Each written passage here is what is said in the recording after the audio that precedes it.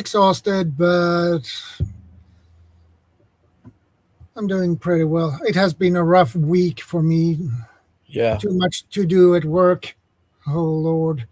You were no live last week? No, I got a headache. No. So I didn't feel that well. Migraine. Ah, nasty. I've never had a migraine, but I've known people that have had them, and it doesn't sound Trust good. me, it's not fun. No, I've had a bad headache, but never a migraine. Migraine is really awful, actually. Thank you, Vay. I appreciate it.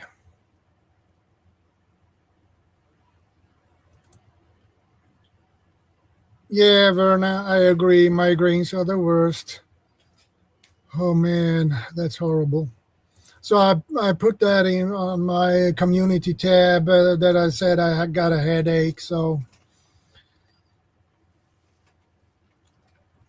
Yeah, I was. so that's why I didn't went live last week. So I was doing some mountaineering, hill walking last week, so I wouldn't have been able to jump on. But I switched onto my phone to see if I could listen in, but nothing was on, so I just assumed that you had something yeah. else on.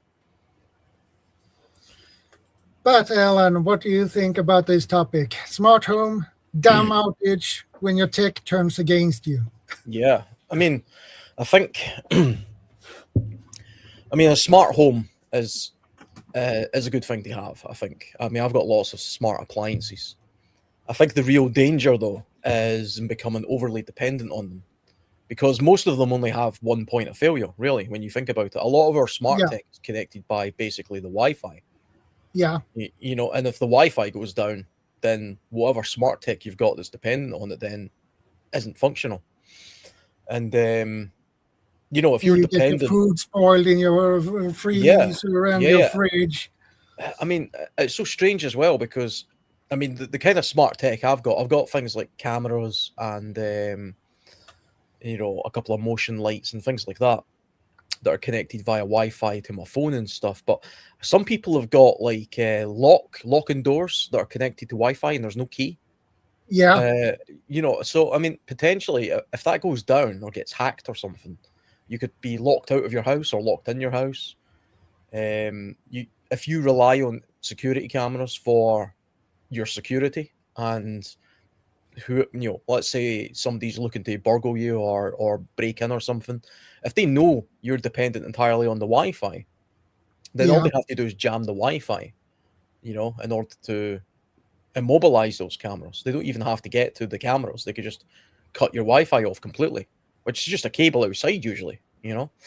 So Yeah. yeah, I mean, pros and cons. I think it's great though. I mean, uh, as preppers or survival type people, smart tech can Hey, be Guardian. really useful. You know, it can be a really handy thing to have. Yeah. And I'm not a technophobe. You know, I love technology, so um, I try and get the latest stuff and look into it and things like that. But I am careful not to be overly reliant on it. You know, I mean, you just have to ask yourself, if you literally cut the breaker in your house, you know, the Yeah. switch, how much of the things in your house would still be functional, and for how long? Most of it. Yeah, Most of it. yeah. But I don't think that's the case for most people though. I think a lot of people now are starting to go down the, you know, the smart hub type route where a lot of things are dependent on it. Yeah. And those fridges and freezers, they, I see that pops up a lot more smart fridges and Yeah. smart freezers, and they when and they notice if you have begin to run out of, let's say, milk or Yeah, yeah, yeah, cheese, it yeah, sends an notification to you. You need to go shopping, or it sends it straight to the store, so you get your milk that way. yeah. But I don't get it. Why have that? I never understand that really. No, I mean, I think I draw the line at smart fridges as well. I've seen them. I think Samsung do a really good one, and I think LG is the other one that do them as well. But I mean, I draw the line at my fridge telling me what to do. You know, it's like, I mean, who needs that really? I mean, I can tell when the milk's about to, I need more milk because I run out. I don't need the fridge Yeah. to tell me that. I think those fridges. Hey, Diana. Good to see you. I think if the power went down or the Wi-Fi, connection to the internet or whatever, I think they still function as a fridge. It'll still keep the stuff cool and your freezer will still work. I think, but Yeah. it's just a case of if you have a power cut, well then you've got a problem with your refrigeration. But there is a reliance on it that I think it makes people lazy. I mean, this is the thing. It's like I don't know about you, but I like to sometimes just deliberately unconnect, like disconnect from the world. I don't. I would like to walk the dog in a park without a phone in my pocket. You Yeah. know, I don't have any tech with me. I'm just walking around with the dog. Let's say if I'm going camping or fishing, I have my phone with me Yeah, just in case, but I'm not looking at it at all. Maybe one or twice, nothing more. so something I was doing for a while was like I take my phone with me as well, and I'll go into like a woodland area because I plan on camping there for a couple of days or something. I'll take my phone, and once I get to the campsite, I take a screenshot of my, the pinpointed on the map of where I'm at, and Yeah. I'll text that to, whoever I want to know that this is where I'm at, and Yeah, this you is the take a day I'm coming back. screenshot Take a from screenshot, that yeah. and Then I, text then I, it. s- then I switch my phone off and I put it in I either switch it off or I keep it on, but I've got these little Faraday bags, Yeah. so I don't need to keep switching them on and off. I think I've got one lying around actually. Um, yeah, just a little bag that you put your phone in, and it prevents signal getting to your phone. It just Yeah. cuts you off a little bit from the world because you don't need it. People are lured into the false belief that they have to have a phone for an emergency. What emergency? We went perfectly long without having a phone. And is there any emergency so likely that you literally have to be connected to your phone 24/7? I don't think Yeah. so. You can check in with the phone. I'll switch the phone off all day in the woods, and then sometime around when it gets dark and I'm having a cup of tea, I might take a look at it. But I deliberately don't like scroll through social media. I just look at it and then maybe send a text, and then I put it away again, and then I Yeah. set an alarm for the morning. But I just use it like that. I don't. The second, if you're sitting in the woods because you want to be part of nature, and you're sitting there doom scrolling TikTok or whatever, you're not Yeah. doing it right. You're doing something wrong, in my Yeah. in my opinion. I definitely agree.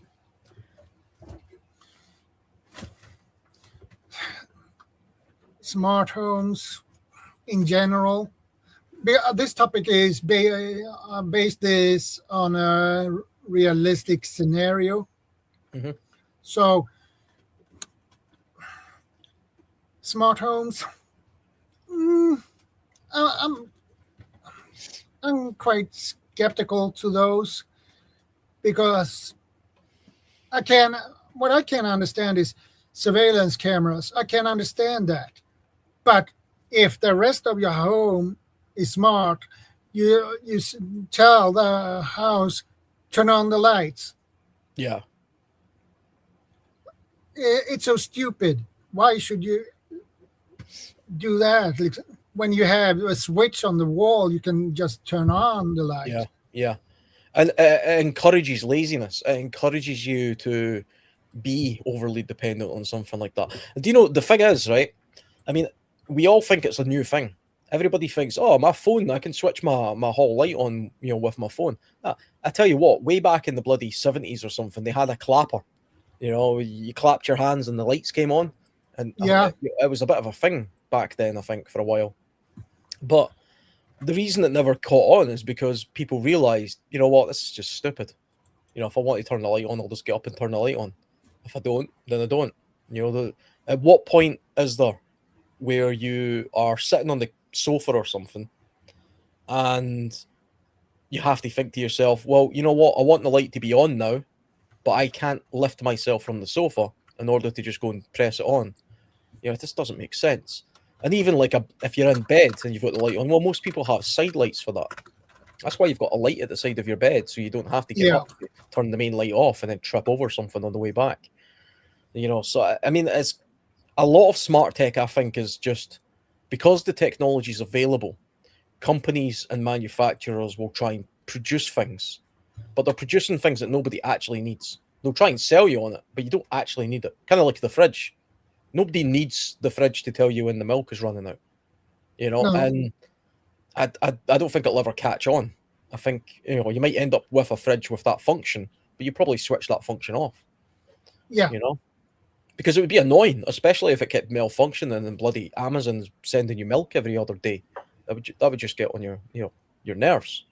Yeah. So, like I say, I mean, I'm not against smart homes. I do have some smart tech in my house, not a lot, mostly just CCTV, and I've got Wi-Fi, and I've got some things that are wireless and stuff like that. But I wouldn't really consider I wouldn't consider my house to be a smart house. It's not a smart tech house. I'm not wired up completely. My apartment is definitely not a smart apartment, but this technology begins to pop up more and more every year, basically. Yeah. I think it's popping up more and more though, because the technology is getting better and better.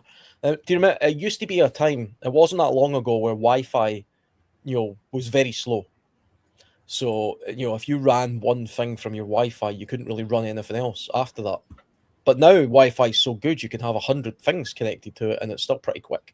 And that's why the technology is saying, no, you have to have 30 things connected to your Wi-Fi at once.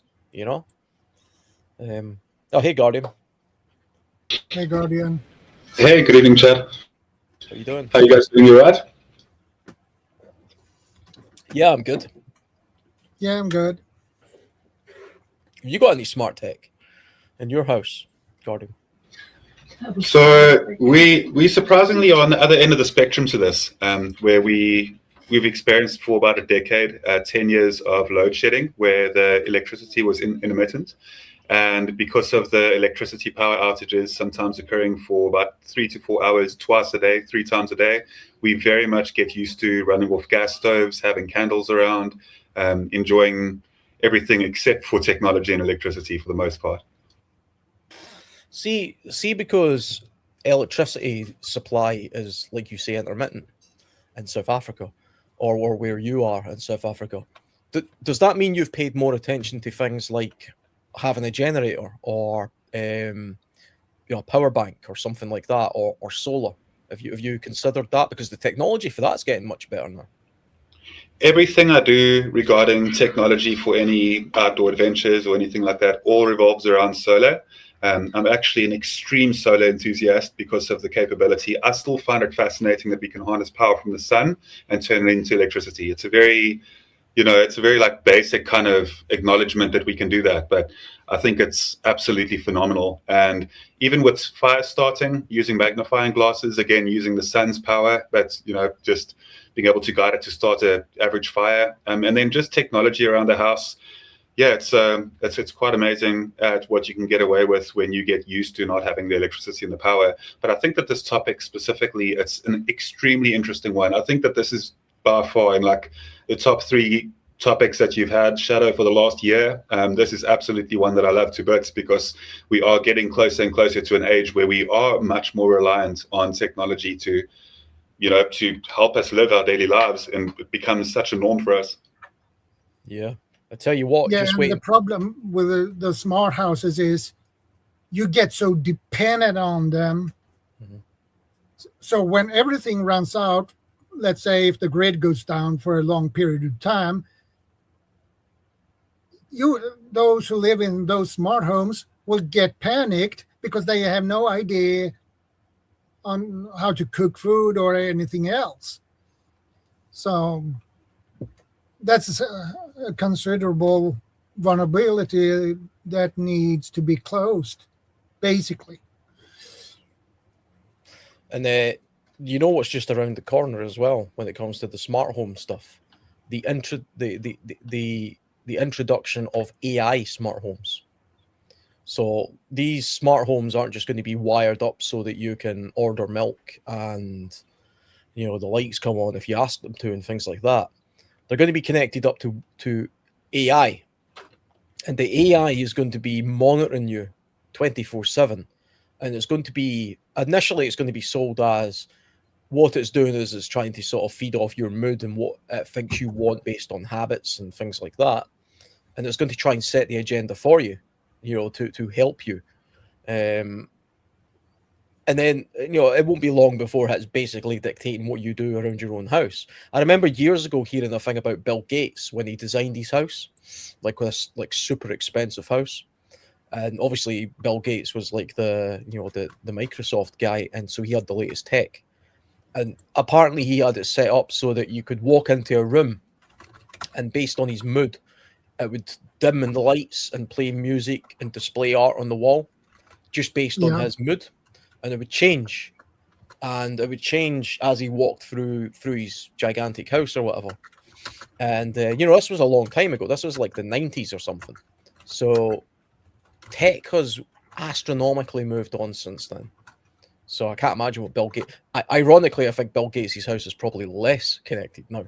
I think he's probably unplugged a lot of that stuff, for various reasons, including security. Because that's the other thing. It's a huge security risk.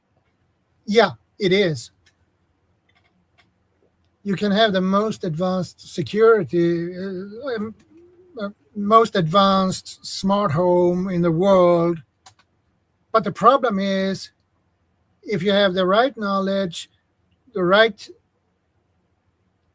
gear for it, you can basically hack that system. And in that case, you're basically screwed because you cannot do anything about it. Yeah.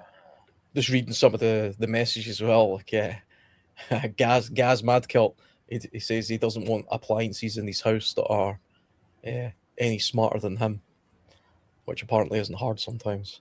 Okay. And, the French thing as well. Yeah, if my fridge started speaking French, French to me, I would boot it right out. Can't be having that. But luckily, I think Samsung's Korean. And they're the pinnacle of smart fridges.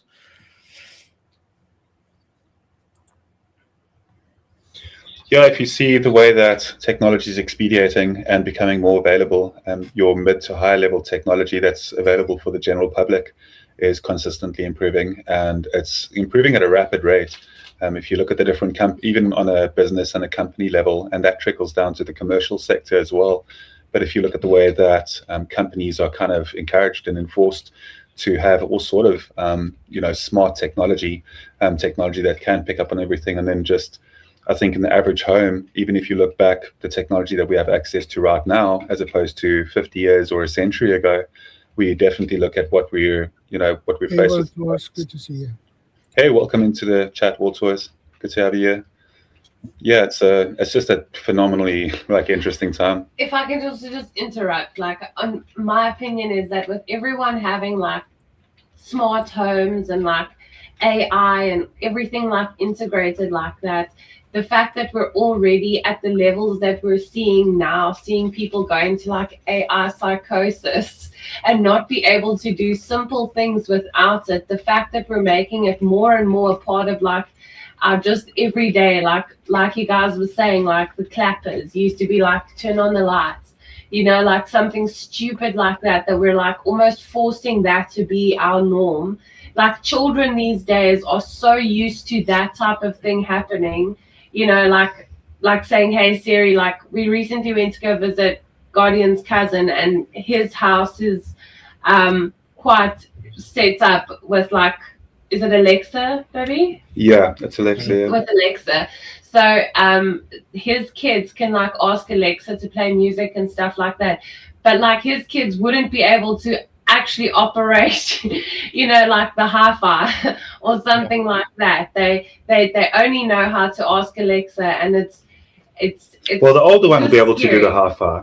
Maybe. No, I don't know. definitely. I don't know. No, they're smart, like he is, though. Like Sure. Have you ever seen those? There's a couple of YouTube videos going around where they pass like relatively young kids and young teens the old phone, you know, the one where you have to sort of like put the number in by spinning the wheel. Yeah. They have Phone. zero idea how it works, and they're like looking at it like it's a bloody artifact from Indiana Jones or something, eh? And they're like pushing on it and things. They don't get the whole concept of spinning it around, and it's weird. Exactly.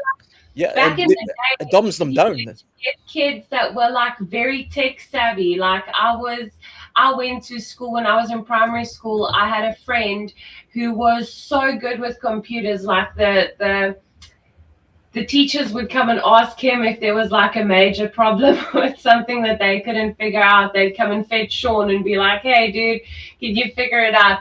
But these days, like kids don't even know how to do like Excel, for example, you know, stuff like that, like functions of a computer that we used to be very familiar with.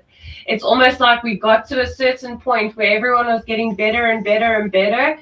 And then now we got into a point where it's like gotten so easy to automate it or ask, you know, ChatGPT or Grok or whatever to do it for you that people don't know how to do it themselves anymore.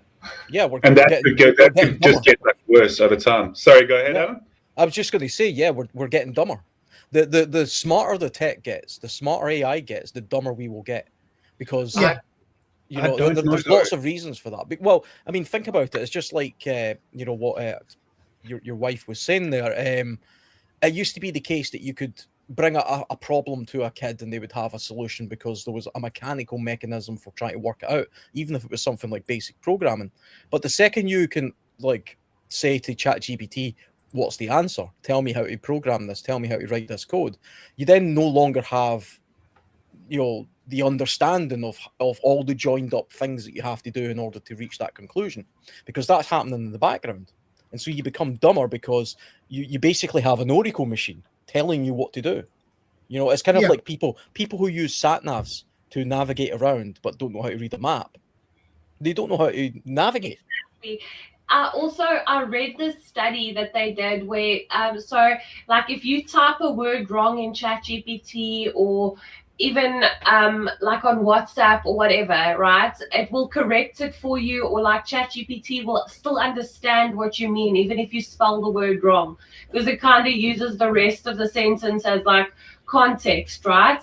But the thing is, back in the day, or not too long ago, not so much back in the day, people would see, okay, that's a word spelled wrong, and they'd actually have to correct it. But because of that, they keep making the same mistakes. So like people, if English is their second language, they misspell a word, they will continue to misspell that word instead of learning the correct way because they have to correct it. You know, it's like with mathematics where you have to like actually practice it to get better at it. And people aren't doing that because it's intuitive, so it can kind of come to the conclusion of, oh, this is what you mean, without you having to know it. So you don't ever actually have to ask a question properly. You can even be like, how this work, you know, and it'll be like, oh, okay, this is what you mean, and then give you an answer. So you don't even know how to like properly prompt it, essentially. Well, I'll be devil's advocate on this topic because I think that is true. I think that we are unfortunately leaning more on technology than we should be. However, I will say that the up and coming generations and the people in our modern world today have access to a phenomenal amount of information when it comes to just the broad spectrum of information around either, you know, history or technology. We don't always utilize the information and the knowledge in the way that we perhaps should, but we absolutely, if you had to look back, for example, take an average 20-year-old right now and compare an average 20-year-old to a 20-year-old from, let's say, 2 centuries ago to 200 years ago. Sure, they knew the basics of math 200 years ago, maybe even more efficiently, and then maybe knew, you know, orienteering perhaps a bit more. You can't read, man. No, but those same high school kids that can't read would be able to explain to you things about the world today that wasn't information that was. I've looked at. This is the thing. We get into these conversations all the time because I watch things when he doesn't. So I put information oftentimes that he doesn't. But there's literally, I feel like if you look, even we've discussed this, like kids these days, like the younger generation that started to work, like they'll give you this, what it's called, the Gen Z stare. It's like the most blank, dumb expression where they like don't even know what you mean. They just don't even respond.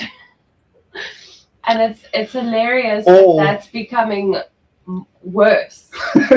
It's not improving. I don't know. I think that could be sometimes that the question is so phenomenally like pointless that they don't feel the need to maybe even answer. So they're just like, why am I even having this conversation? And that's maybe the stare we're seeing. That's why I say Maybe. You know what I mean? Like there's so much to it. Also, just for the record, like entirely, my wife and I for 15 years almost, we have had in-depth conversations about this type of topic that you raised tonight, Shadow, and many others. And even though we'll have like debates, you at home need to realize and absolutely understand that we always have like a deep level of respect and be able to see things eye to eye. So even if we do disagree on something on panel, it's not just about it turn into some dramatic, fallout or something. We just are always like this with one another. Any minute now, we're going to hear the coffee cups getting thrown at you or something. Oh, you're wrong. People are going to make the coffee to make sure she's got a smile on her face. Listen to me. That's good. Soon they will probably come up with a smart cup that you brew your coffee straight into the cup. Not a bad idea. I would not disagree with a coffee machine that I can yell at from a lounge and be like, make me coffee. You probably could have that right now, and I actually am on my way to go make us a cup right now. Sorry, go ahead, Alan. I was just going to say, I mean, well, you probably could get a coffee machine to do that nowadays if you connected, something to it. But there is something to be said about, like, when you were mentioning that good to see you. Kids have got access to a phenomenal amount of information now, more so than they ever had at any point in history. Yes, exactly, brother. They have it, but I don't know if they're utilizing it either. I think they know they have it, and that makes them lazy to not have to look into it. Why do I have to read a book about something if I can ask ChatGPT if I ever need to know that? That kind of thinking. And that's what they're doing. They're like, I've watched these clips about teachers who talk about how children are using AI in school, and what they do is they are just literally telling AI to write an essay for them, like as a 13-year-old or whatever.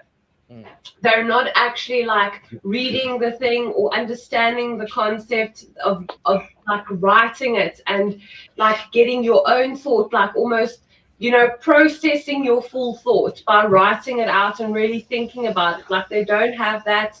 It's like a stepping stone that they're missing, so that they can get to the conclusion of like, oh, this is it, but they don't get to the how they got there. So they're like missing that whole part. It's amazing to me, and I look a lot into it because, of course, I homeschool my daughter. So stuff like that is very important to me, as to how I can better prepare her for the future, especially with the way technology is improving, like for her to utilize AI in an effective way rather than using it to help to like do the work for her, using it to help her do better with her schoolwork. So it's something that's important to me in that regard. So that's why I've paid a lot of attention to the shortcomings that children experience because of it. Everybody wants immediate, instant gratification. Yeah, they all want instant gratification now. It's like I don't have time for this. Just, hey Siri, blah blah blah. How do I do this? What's the answer to that? Everybody just looks it up online now. They're just, I can't really, you can't really call it lazy. It's more, this is their new norm. But unfortunately, if something ever happened and there is no more Siri or whatever, they're not going to know what to do because they won't be able to ask anybody. I mean, you got doctors and nurses now going to college and having ChatGPT write their thesis. They don't even know what's in it. Yeah. Jill has a question, actually. In the future, will there be the modern equivalent of the highland clearances to use the land and water for data centers for profit purposes and not for the people? The technology is currently improving at a rapid rate when it comes to our capability to minimize the size requirement for processing and for general CPUs. Computers are getting smaller and smaller and more efficient over time. So there's a possibility that if we do start really breaking through the technology kind of roof that we've been seeing for a while, if we have to break through that ceiling and have a lot more capability to utilize computing in a much more, you've got to remember that it wasn't so long ago that the same size computer that you may have like in front of you or that you may have in your work office, like a regular desktop computer tower, the same power that's in that used to, not so long ago, have to fill an entire room, and it was called mainframes. And a mainframe was like the same computing capability. In fact, the same technology that is now narrowed down to your mobile device would be the same requirement that had for an entire room. Now, if you look at that and analyze where we're going within the future, it could absolutely be that we wouldn't have as much of a big requirement on technology using so much water with the data centers, because we can use technology to build better technology. Yeah, and do you know, I think it's entirely plausible. Just quickly with that question, you know, whether we see Highland clearances type things, and yeah, I think that is the case. I think we will see that. I mean, I know it's kind of funny that you say that, because not far from where I live, literally a half an hour drive from where I live right now, there's a relatively small town, and there's a proposed plan to build a gigantic data center there, which will consume an enormous amount of energy and water. I don't think it's displacing anybody at the moment, but by the fact that it's going to be there, that will then limit how many people can then live there or grow crops there, because the carrying capacity of that town will be greatly diminished due to the fact that the large amount of energy and water required that would otherwise be used for people will now be used to feed some data center, which might not actually be for any benefit of the people here. It might be to feed, I don't know, a call center that's for somewhere in China, you know, or Japan or somewhere else in the world. So I think we will see things like that. No, nobody even talks. Oh, go ahead. I'm sorry. No, sorry. I just wanted to say on that, they're also apparently like the data centers and those like setups they do are like very loud, like industrial level noise. Yeah, nobody talks about why. What are they storing? What data do they need to store that they have to build so many trillions of teraflops of storage data and AI and all this stuff? They're like, oh, it's for AI. For what? To tell me how to write my thesis? No, I mean, you hear them talk about in the past, and yeah, I can put a tinfoil hat on, whatever, you know, the Internet of Things. Well, what is things? I don't think they're talking about your washer, dryer, stove, and microwave. I mean, there's some interesting topics going around out there that I'm not even going to get into here about the Internet of Things. And they need to control everything. They need to be, you know, they want to catalog every tree, branch, blade of grass. How do you do that? Why would you do that? You need trillions of teraflops of storage data and ridiculous speeds of computers to do that. But hey, Uncle Al, good to see you. Who's going to be in charge of it? The computers? So I don't want. My washer broke down last week. Again, there's a little plastic hub in the middle that always seems to go bad. And I buy like 4 or 5 at a time. I put one in like every 6-8 months. If when I put stuff in there, I pulled it apart and I looked. I was like, oh great, it's not this hub that keeps going bad. It's the splines that are in there that are worn out because they're in a wet environment. So now I need a transmission for it, which will be cheaper than buying a washer. But now I'm looking at washers going, everything is hooked up to Bluetooth, can communicate with Siri, can it's like, why do I want to be driving down a road and tell my washer to wash my clothing for me? Yeah. Really? Yeah. I put it in at night or when I'm home, and then in the morning I throw it in a dryer. I have a mechanical dryer, fortunately.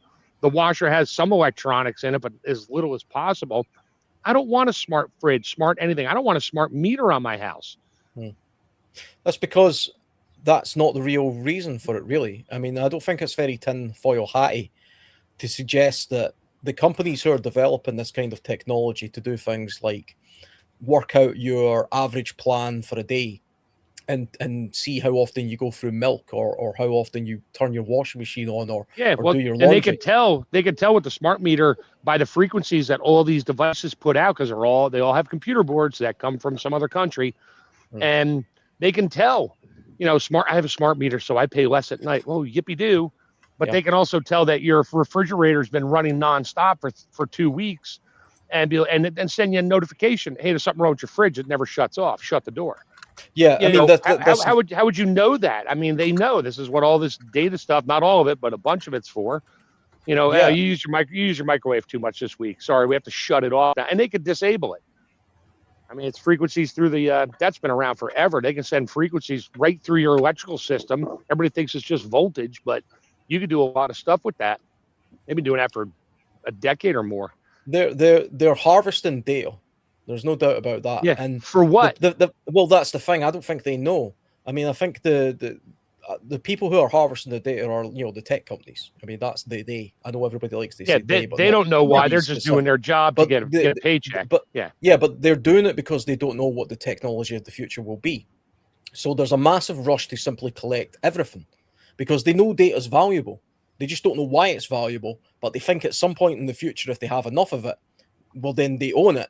And then if somebody develops something in the future where the data becomes useful, they then have a product they can sell. It's kind of like you come across this amazing new plant, and you don't know what it is, but it looks kind of cool. It has no function. You don't know what it is, but you know how to grow it or harvest it. So you just harvest a bunch of it all over and over and over again in the hope that somebody figures out a cool use for it. You don't know what the cool use is, because that's not your specialty. Your specialty is just in growing this cool plant that you've discovered or whatever. It's a terrible analogy, but the point is that, they don't know why they're harvesting it, but they know that they need it because the product of the future will be based on it. It was like the old saying with Facebook.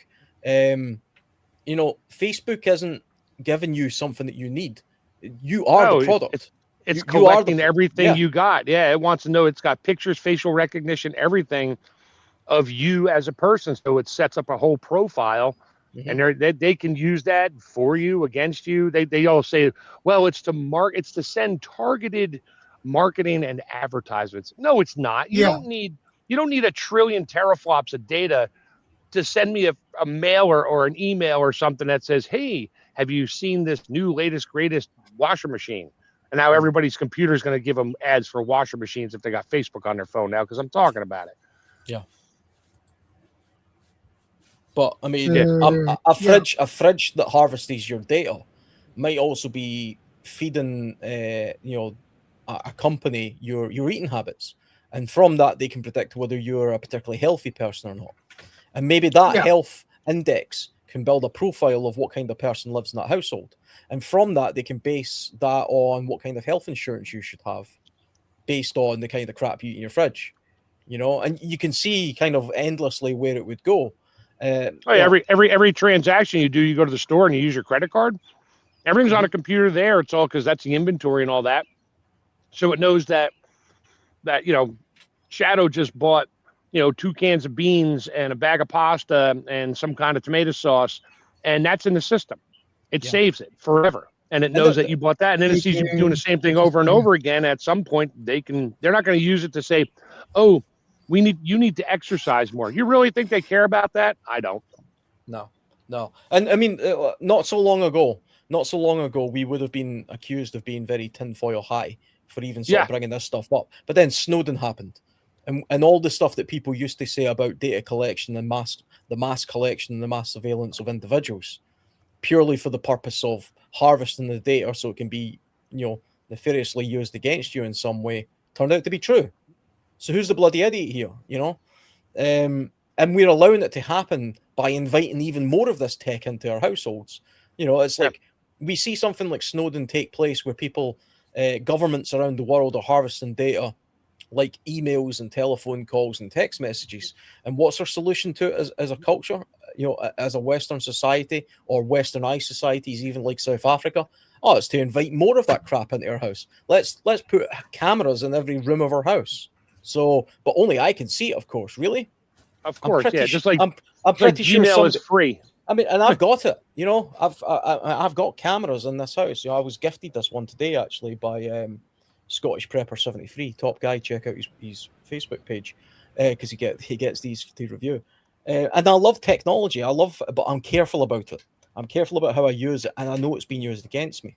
So you need to put things in place to realize if this gets turned on me in some way, how could it be turned on me, and how can I disconnect from it? You have to be disconnect. You have to be able to have a kill switch for your own stuff. Not literally, but you have to be able to unplug. I don't think it's a matter of how is it going to be turned on, but why would it be turned on you, and who's going to make the decision as to why they would need to turn that. There's so many questions and no answers that nobody even asks the questions. It's not oh, this is cool, and how did they make this? It's like, no, why did they make it? Why is it doing this? And what is the final product outcome for them? Nobody knows, or somebody knows, but it'll never go public until it's too late. The bigger question that I find myself asking quite frequently is, where is the future heading, and what type of future do we want? If the technology continues to improve people's lives as they've promised that it will, that could eradicate all of the diseases that we face across the world. It could eradicate a lot of the viruses as they start to arise as well. We could see impoverished nations completely, poverty eradicated across the world, which is something that we want. And we can, speak about things like this and say, that's just, hopeful thinking in that, but it's genuinely not. If we look across the world in the way that technology could improve things, we could absolutely see a much more beautiful and grandeur world than what we are now experiencing. And I think that if we can start getting behind that and curing the problems across the world, and even things such as WAR that occur, I think that there's so much wastage occurred across the world when there are nations that are combating one another, and behind a future that's ahead of us, I think that we could potentially eradicate that and start to all be on the same page globally across the world. And I'm not just speaking about global first world, like world war order and stuff like that as well, that new world orders and whatever. But I'm genuinely speaking about technology coming in as a saving grace and protecting people against the problems that they're facing now. Because here locally, I see a large amount of suffering. I see a lot of people that have no option at all. There's nothing that is out there for them. But how could technology kind of improve that? Could technology get to the point, and I've mentioned this quite frequently, where we are able to really get a hold on agricultural technology that makes sure that everybody can be fed, everybody can be warm, everybody can be housed. We are so primal in the way that we're living in 2026 that you'd expect that with the phenomenal amounts of expenditure across the world on things that are such as WAR, can't we just be looking after humanity first rather than fighting each other based on stupid things like that are on the surface, like ethnicities, cultures, religions? Like, shouldn't we be uniting more across the world? And I think that technology could bring us to that place. It could give us more of a cultural understanding and a depth to us that we currently haven't seen, because humanity is... Or a common enemy. Yes, or a common enemy. Exactly. Yeah. Humanity could do with one of those. Yeah, I mean, see, like you, Gardy, I'm quite an optimistic person. I'm generally the optimist, and everything you just said there, I'm kind of on board with. I mean, I genuinely do think that not only should we be aspiring to those things as a human race, but technology could absolutely help us get there. It could push forward a lot of those things, and technology's done a vast amount of things for us throughout the entire evolution of the human species. There's no doubt about that. It's our greatest achievement, really, is the technology that we have. But I mean, if I'm going to play devil's advocate with that kind of stuff, then it really does then become a case of at what cost, though. At what cost do we put all of our faith and hope into technology in order to solve the problems give up your of the safety world? give up your freedom for a little bit of safety, and they've been doing that for but the thing is, I mean, forever. And a lot of the problems that we're discussing there are man-made to begin with. There's no reason for human beings, with the current level of human beings in the world right now. What are we at, about 8 billion or something like that? Let's say there's 8 billion people in the world, and we know there's people in the world right now starving to death. And yet we know there's places in the world where people die of obesity more than they do of starving to death, like the West.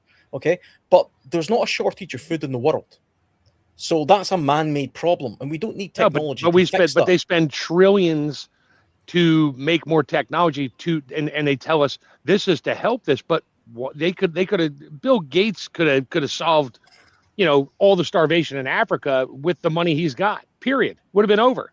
Done. But will he do it? No, he's just going to keep investing into looking into it. It's like, no, you're not.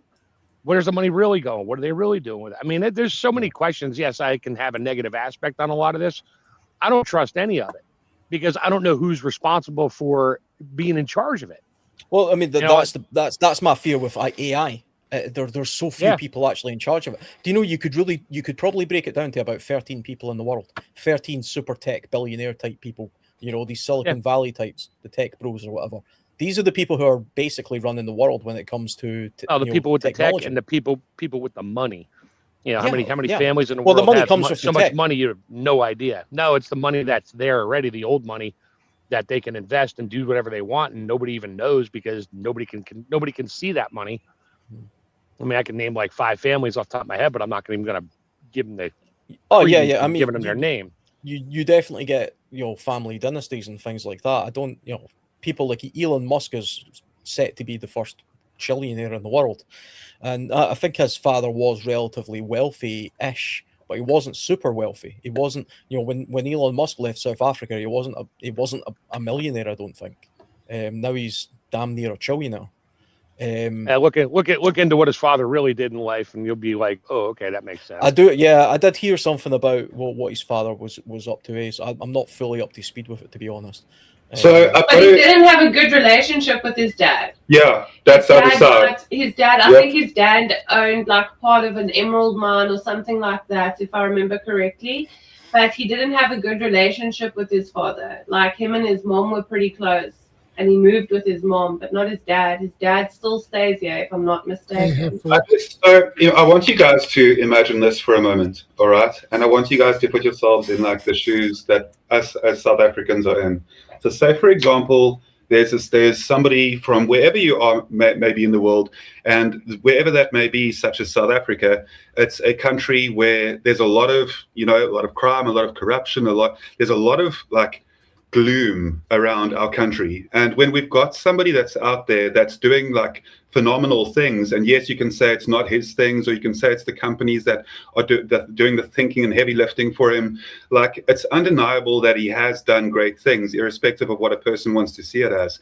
And then when there is that one individual that's out there that's doing these things and it seems like the whole world is against him, it feels like extremely sad for myself when like people, instead of ever really highlighting the good that he is doing, they just, and I think, and unfortunately I believe that a lot of it has to do with jealousy as a humankind thing. And I know that it's not just jealousy, but if people have to like analyze themselves on an individual level, I think that people would absolutely see that we need more Elon Musks out there, maybe not with the same political standpoints or personalities or whatever the case may be. Like we need the world to progress and to move forward.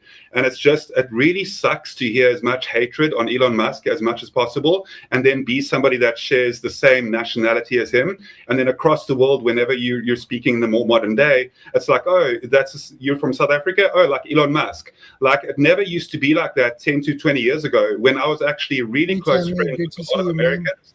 I've always had a vast amount of American friends, and the way that I could associate with Americans was so much more easy like 10 to 20 years ago, before Elon Musk became like what he is today. So it just is really unfortunate that even somebody that is absolutely doing what he is out there in the world, like everybody just seems to... You get painted in that same negative shade. You really do. And it's most unfortunate. So I just imagine for yourself for a moment that you're a person living in South Africa. There's a South African out there that's doing what Elon Musk is doing, but the whole world seems against him. How would that make you feel personally? Is I have to ask you that. Hey, I get it. And see, I don't, if that kind of came across as anti-Elon Musk, I'm actually probably kind of pro Elon Musk, to be honest. I don't agree with everything he says or thinks. I think he's a little bit crazy, but I think money and fame has made him that way. I mean, I don't think he started off that way. I think that happens to you over time. I mean, you can't be that wealthy and that powerful and not be a little bit crazy. I mean, who knows how I would be if I had just a couple of extra grand. But yeah, I mean, I can kind of see the point of, yeah, here's a guy getting a lot of negativity and I share a nationality with him. I don't know if his nationality matters that much, to be honest. I mean, I might be saying that because there's not very many famous Scottish people in that sort of world. There's a couple of actors, and that's about it, I think. But no, it's like everybody in America seems to talk down about whatever they hear on the news, say Europe or whatever's going on in Europe, and then the people in Europe talk bad about whatever's going on in America. Everybody has their own. They can only talk about what they hear and see on the unfortunate news, and that's all they hear about. I mean, it's like, oh, this country exploded stuff over here in this country. It's like, okay, great. Why? They Yeah. won't tell you why. They don't tell you all the details behind it. They just show a picture of a building in rubble and go, this is what the whole country looks like. No, that's like one building, but okay. What about the people themselves? Most of the people are like, what the hell's going on? Why are you doing this to us? Yeah. They don't know. I mean, they say I if think- you got all the money in the world, what else could you possibly desire except control over people? And that's Yeah. that's where my mind tends to go with this whole Internet of Things and all the Yeah. data centers and all that stuff. It's like they already got everything they want. They don't need to worry about, I need to save up to buy a new car. They just order 20 of them and they don't care. They don't even need a car. They have drivers. And then they're just like, well, I'm bored now. I got everything I need. I'm totally bored. What do I want? Oh, I want to control my neighbor. I want to control people. I want them to do my bidding. I mean, that's where I think about this stuff all the time. And yeah, it's probably a lot of the stuff I watch, but I watch both sides of it. But that stuff sticks. Yeah, it's the having the wealth and the stuff eventually will lose a lot of meaning to these kind of people who are enormously wealthy. You know, it doesn't matter if you're driving the absolute latest Bentley. If you've done that for the past 20 years, it just becomes the norm to you and you're not impressed by it anymore. Because I always wonder why people like Elon Musk even bother getting out of bed in the morning. I was like, why bother working so hard? Just live a fantastic life with your wealth. I mean, that's kind of what I imagine I would do, but I imagine that would be enormously boring for him there's only so many times you can float around on a super yacht or fly around first class before you start sort of thinking you've seen and done everything. So for them, it becomes about power and influence and what they can do and how they can make a name for themselves in the world. I don't entirely think his nationality matters that much, to be honest. I think that's just a product of just America.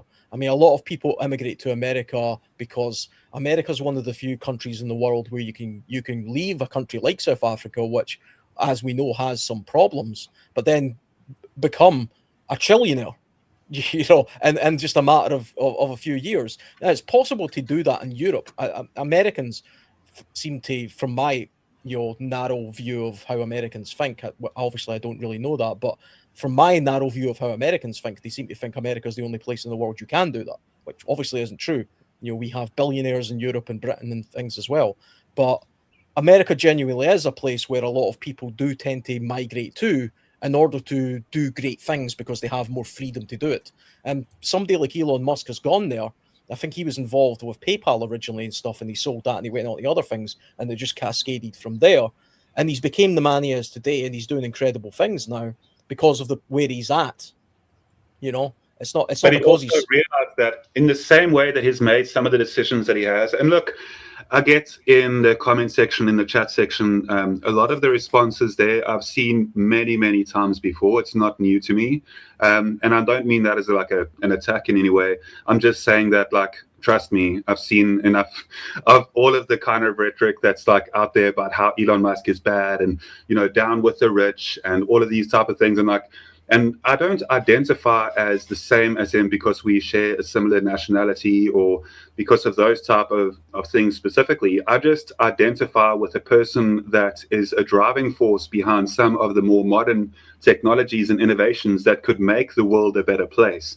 If we are the only spark of intelligence in our known universe, and if we potentially are at the beginning point of our own demise and destruction on this earth, do you not think, as an individual that is self-loving, and hopefully each of you are listening to what I'm saying, do you not think that it is most beneficial for us to try and preserve that light and that glowing spark of intelligence throughout the universe? And the exact same things that Elon Musk is trying to do right now is to try and preserve that, because do you know what?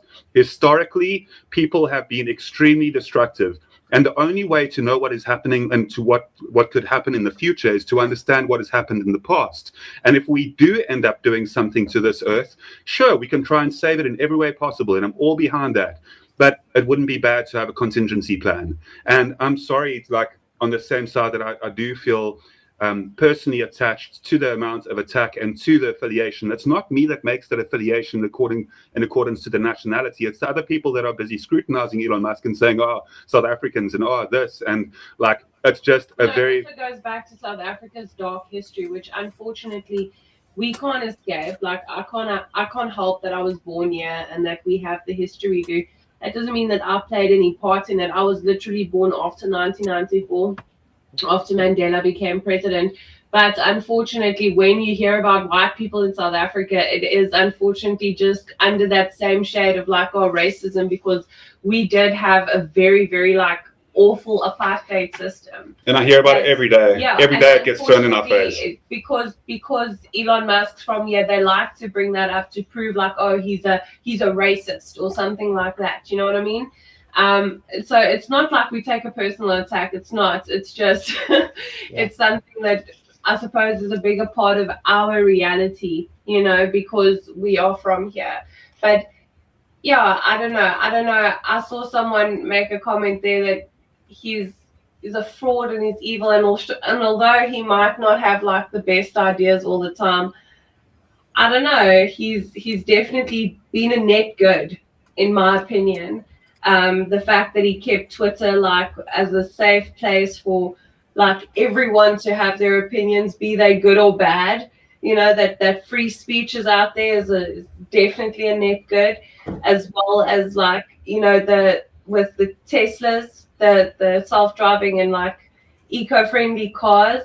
That's brilliant. We need more of that, and if we don't have someone like Elon Musk out there trying to improve it, we're not going to get the better batteries and the better like eco cars, you know, electric cars that Or better for the environment. Yeah. Where we're not constantly like mining fossil fuels and so on. But you know, that's also of course a matter of opinion, and the information that you have access to builds a person's opinion. So that's what I feel exactly what you're saying there when I hear, and I'll poke at Mike when Mike does this thing, and all of a sudden they're talking about USA politics. I'm like, you really have. I can't get online half the time because I'm on my phone listening, and I can't like send them a message where I'm like, dude, seriously, why are you saying that? And because that's what they hear on the news over there. So it's America bad from the European perspective. It's Europe is bad from the American perspective. It's China's bad from whoever's perspective.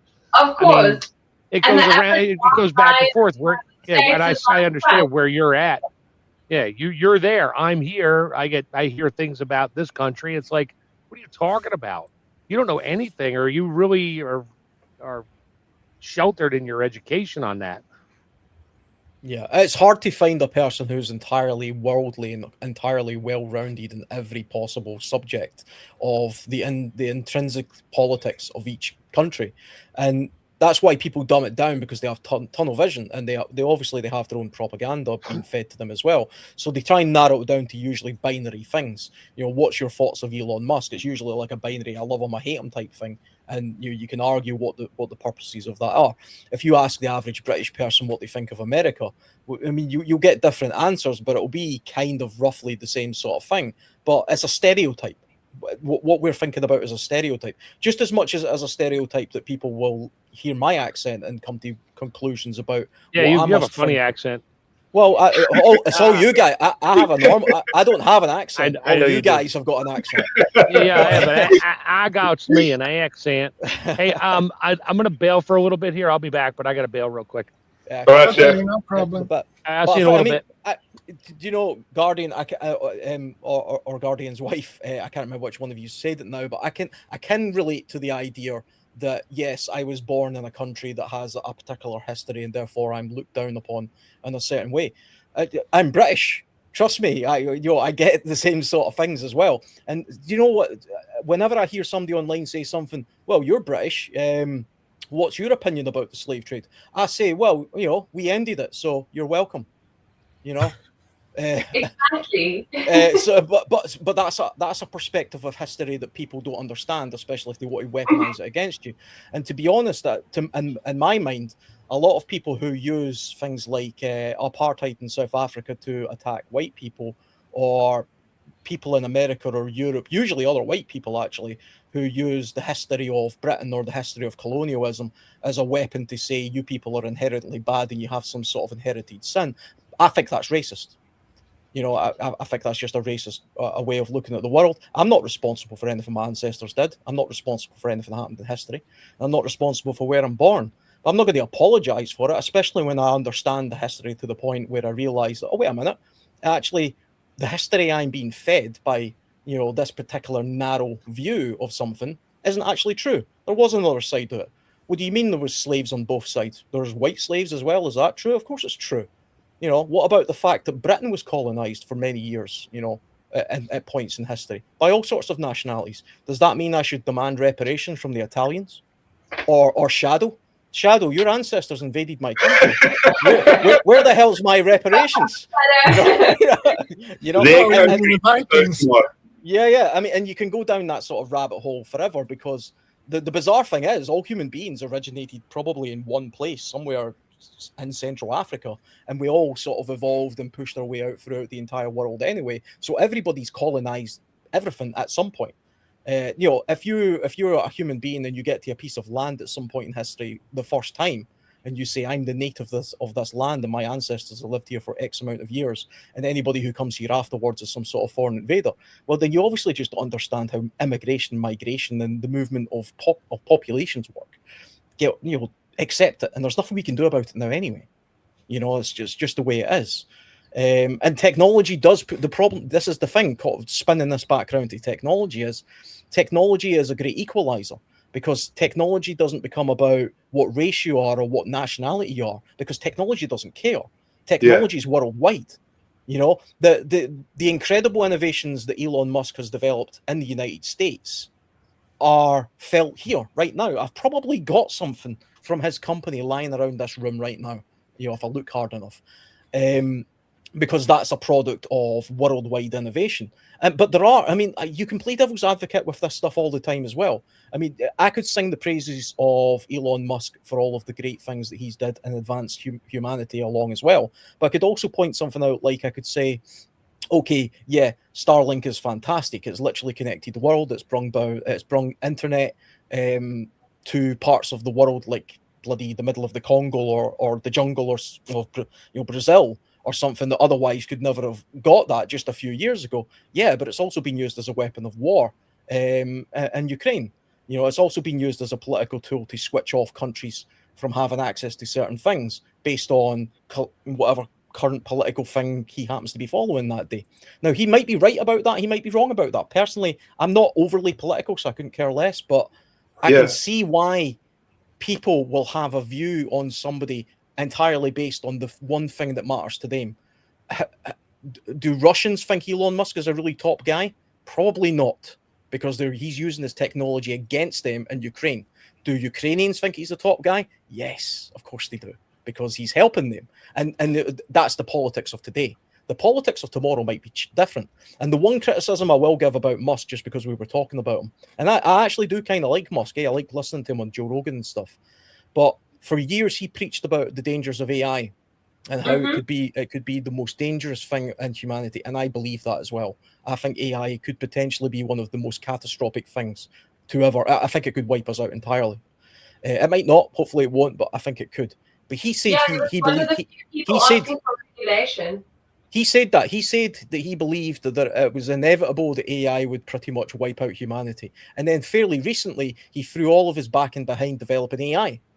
And when he was asked about his hypocrisy, he says, well, you know what? I do think it is probably going to end the world, but, it's better to sort of ride the wave than not be part of it. Now, that's just the same as saying, it's better to reign in hell with my friends than be, lonely in heaven type thing. That's the same sort of analogy.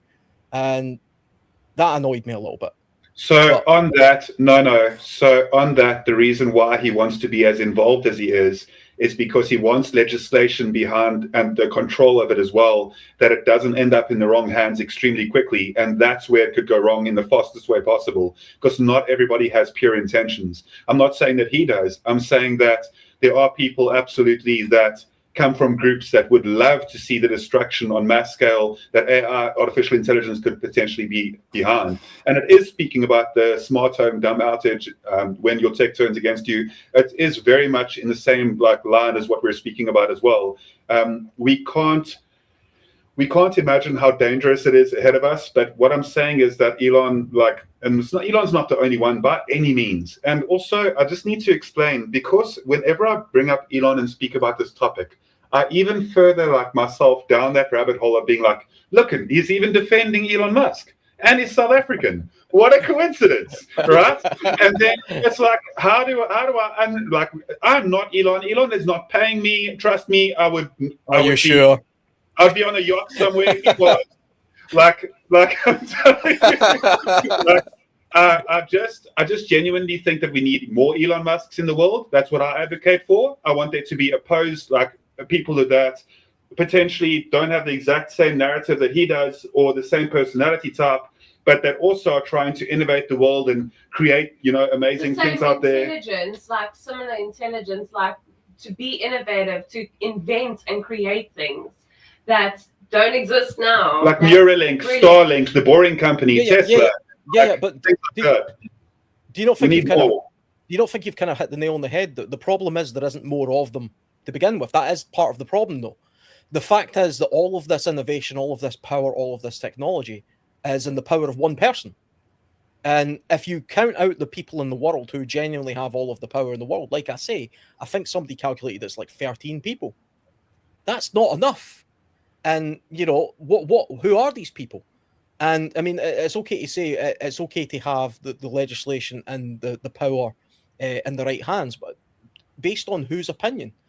Is an Iraqi person going to think that Elon Musk has got the right political leanings to wield that kind of power, or somebody in Iran right now, or somebody in Russia, or somebody in Europe, or somebody outside of the United States, or even anybody in South Africa for this moment in time? The problem is it's too narrow. The power is too focused in one place or a few small places. It needs to be spread out a bit more. And hell, I'm not a communist. I'm not for the sort of, everybody should be equal bollocks. I'm just saying it's too narrowed into just a few people. I mean, what if Elon Musk just absolutely goes out of his mind one day and just decides, you know what, I'm going to switch sides. I'm just going to give all of my, technology, know-how and power and things to North Korea for whatever reason. Who knows? He has the potential to do that. He's more powerful than some governments, but he's not elected. And again, I stress, I'm not against Elon Musk. I like Elon Musk. I think he's funny, and I think his innovations are fantastic. And I genuinely think he's more of a force for good in the world than the bad. But there are some bad. But I just don't think one person should be that powerful all of the time. There's nobody sort of reining them in. Who can rein in Elon Musk? Donald Trump? He's an old guy and he'll be out of power in a couple of years anyway, and then it'll be somebody else. And to me, that's just, it's not enough. It needs to be spread out more. We need more people like him, like you say, but I'm thinking probably for other reasons. If you play a game of Monopoly, and this will be the same in every single different rendition as well.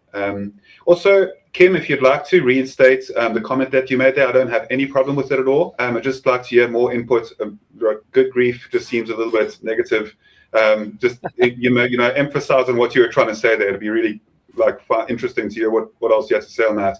But what I will say is that regarding Monopoly, if you have a Monopoly game that's played over 100 times, every single time you play that game of Monopoly, and it's the quickest way to explain it, there will always be one winner that has all the properties. And unfortunately, within our world that we're living in today, that is exactly the case. So it comes down to life and itself being a game of Monopoly, and it comes down to luck. And yes, a lot of the powerful and rich people in the world have stepped on people to get where they are, and power corrupts, absolutely. Absolute power corrupts, absolutely. And I completely understand that. It's just that, I would like to see more innovation towards a world where we didn't have as much suffering. That's all I'm really advocating for right there. Yeah, I mean, and it's hard to disagree with that. I mean, who's going to disagree with hoping for a world with less suffering and less issues? But again, my biggest concern is the concentration of power, the concentration of not so much wealth. I'm not against people being super wealthy.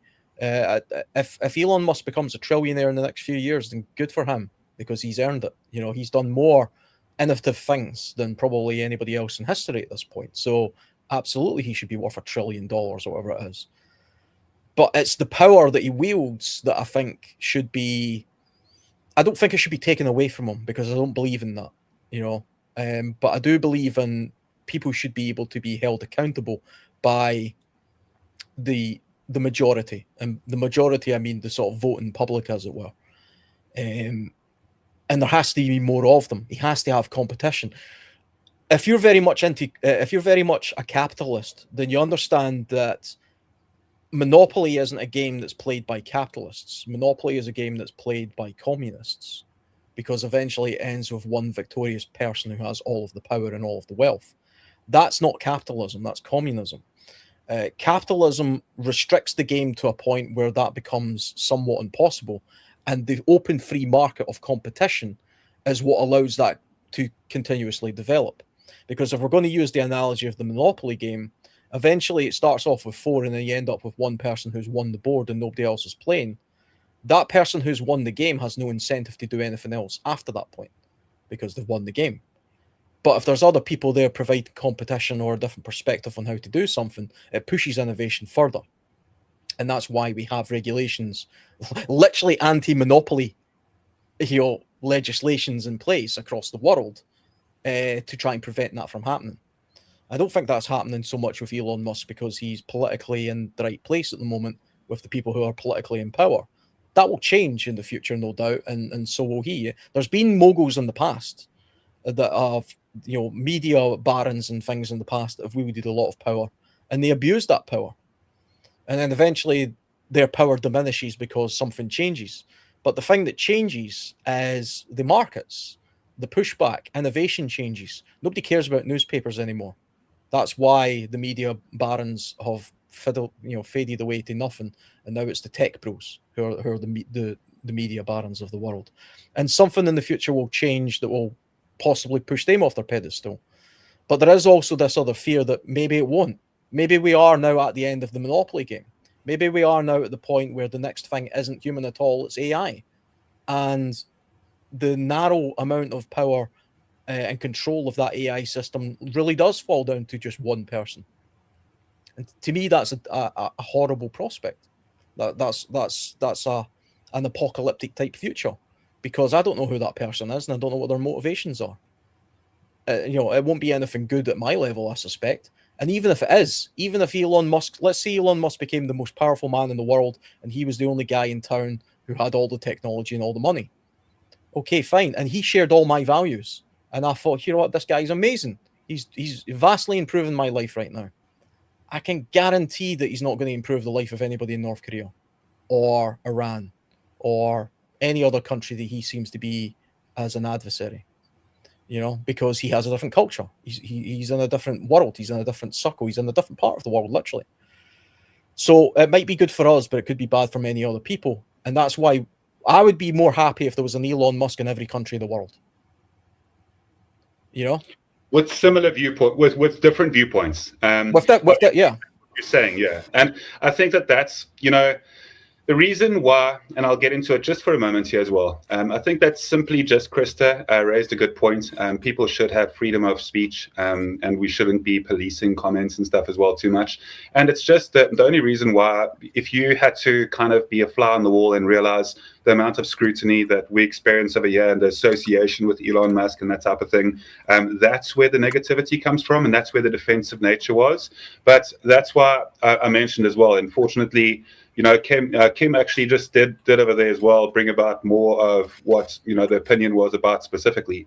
And it's not like I have a personal attack about, on anybody, and it's not like I'm trying to defend Elon in that way, but it's more of a consistent thing that's being brought up the whole time in the way that it is. And I'm not trying to be his savior at all or anything like that. I'm just saying that with what he's doing, with some of the things that he's made in terms of innovation and technology, I don't know him as a person. I've never met him. There's no connection whatsoever that I have to him.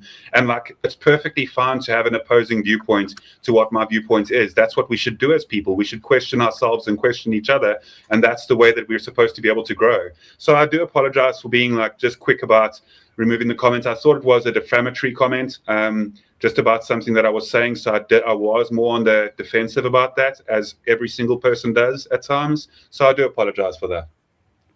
I try not to read the comments, to be honest. I glance at them now and again, but partly that's just because I find it hard to read and talk at the same time.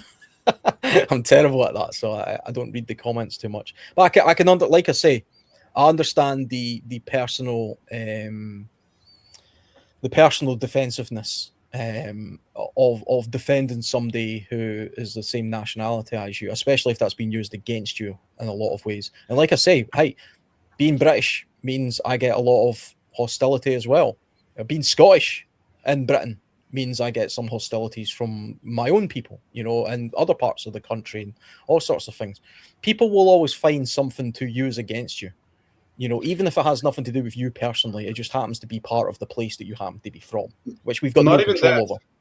Not even that. It's also based on the fact that if a person wants to have a certain thing against you and they've made up in their mind that you are a certain way, they will. There's no combating it. There's no argument in the world that I could have that would change a person's opinion if they view a person from the same nation and they, you know, in their mind, even on a perhaps subconscious level, they do that. And then, you know, simply just Krista mentioning there as well, you know, that everybody's going to be walking on eggshells because you are triggered by it, and that's wrong. I've been part of this live stream as well for the last 5 to 6 years, and I've been on here almost every Saturday for a good several hours. I've never deleted another comment, which should tell you straight away that it's not about a specific thing that you need to walk on eggshells, and that is gaslighting itself. Like saying that all of a sudden that now we all need to walk on eggshells. If you feel like you need to walk on eggshells because of that type of thing, like, then I do it. He literally admitted that he made a mistake and apologized. Like, what more could a person want? And then there'll still be emphasis on, no, but I'm going to argue against this person. And I'll never be able to change or sway that opinion at all. And if that's if that's kind of the narrative that's being pushed as well, I don't have time to argue on the internet about simple things. I have an extremely complicated life, and I do a lot of good, irrespective of what a person wants to like paint me as in their minds. And I'm just explaining to you, and it's hard for me to explain something that another person isn't experiencing. So. Yeah, well, it's all good. You guys stay safe as well. I think I need to take a bit of a break from this. And I have been part of this community for 5 years. I have not seen your name before today, Kim. So if you are part of this community and you've just somehow, you know, haven't really been commenting much, and then this evening you comment, and then, you know, we've got this disagreement around Elon Musk, then there's not much that I can do. You agreed that it's not a great person in like personality wise, but he done good things. Like, it's not even a disagreement. You agreed with her. Jeez. But no matter what I say, I won't win this conversation. And it's not even an argument to me, it's a conversation. So I do apologize if any feelings were hurt by my opinions as well, on Elon Musk of all things. And it's not the first time that there's been a sort of disagreement around this topic of Elon Musk. But I would like you to just take a moment and actually realize that there's so much more than just me saying, you know, something specific about Elon Musk. And this is a place where I feel that I can be comfortable about what I'm saying as well. And it's just, arguments online are just so trivial. See, the thing is, Guardian, I'm just, as you're talking, right, I'm reading back on some of the messages, and yeah, it's just another person's opinion. So what? I mean, you know, just leave it at that. I mean, you've got nothing to apologize for. I mean, see, the thing is, it's often said to me on my side of these chats, you guys in the UK have got a lot less freedom of speech and things, and you have to be very careful about what you say and things like that. And, you know, to some extent, we do have a lot less freedom of speech. I mean, the government will deny that, but it absolutely is the case that you can be put in prison in the UK for saying something that somebody might be offended by or something like that. But the fact is that I don't hide anything. I'm never careful about what I say online, because everything I believe in and everything I think, I'm happy to say publicly because I think I'm right. You know, so, and I don't care if that offends some people. I absolutely will. I deliberately offend the French all the time. It's a running joke. I don't actually have anything against the French. I like them, you know, really, but I like to make fun of them because that's what British people do. But I'm not going to pretend that I have to adhere to everybody that's on the internet, especially in these kind of comment sections, because there's such a mixed bag of people. The only thing that people generally have in common when they come on these chats is that we generally all seem to be interested in the prepping community, the prepping world, survivalism, that kind of thing. That's why I'm here. It's why I'm talking about this stuff. I'm not a politician. I don't know anything about Musk other than what I read or see on newspapers and things like that. So I'm not a scholar of whether he's a good or a bad person. I can literally only take a person by their actions and what they say. And there are things that some people will publicly say that I think, that makes you a bit of a bloody nutter, or I disagree with that, or I absolutely do agree with that. But I also recognize that those people are in positions of strangeness. They're in positions of strange authority. They're in bizarre. They're not like me and you. People like Donald Trump and Elon Musk and any other sort of big person in the world. They're not really living in our world. They're living in their world, which is a very different kind of world. And sometimes they will say things that are either a bit wacky or deliberately taken out of context, because people deliberately take things out of context in order to push an agenda. Do you remember the whole Elon Musk thing where he was doing the so-called Nazi salute thing? Now, it kind of looked like that, but I don't think that's what that was. And I don't think anybody who's actually watched the whole video and listened to him speak believes he's a Nazi. And if you genuinely do think he is a Nazi, I think you're either stupid or you're deliberately just saying that to slander him because you think that's a good way to slander somebody. But it was kind of ill-advised the way he done it, but that's kind of that's just the way he is. It's the same with Trump. Trump's a binary person as well. You either really like him or you really don't. I listen to a lot of American politics because I'm kind of interested in it. I listen to Ben Shapiro every week, and he's a very right-wing type person, and he praises Trump endlessly. I also listen to Sam Harris, who's a very left-wing person, and he cannot stand Trump. And I listen to both arguments, and I agree with both of them. That's the problem. And I'll listen to a Donald Trump speech, and I'll sit there and I'll listen to half an hour of Donald Trump, and I'm like, yeah, I agree with that. Absolutely. Yeah. What? No, that's just stupid. No, that's wrong. That's immoral. No, yes, I agree. And that's kind of the way I go with that.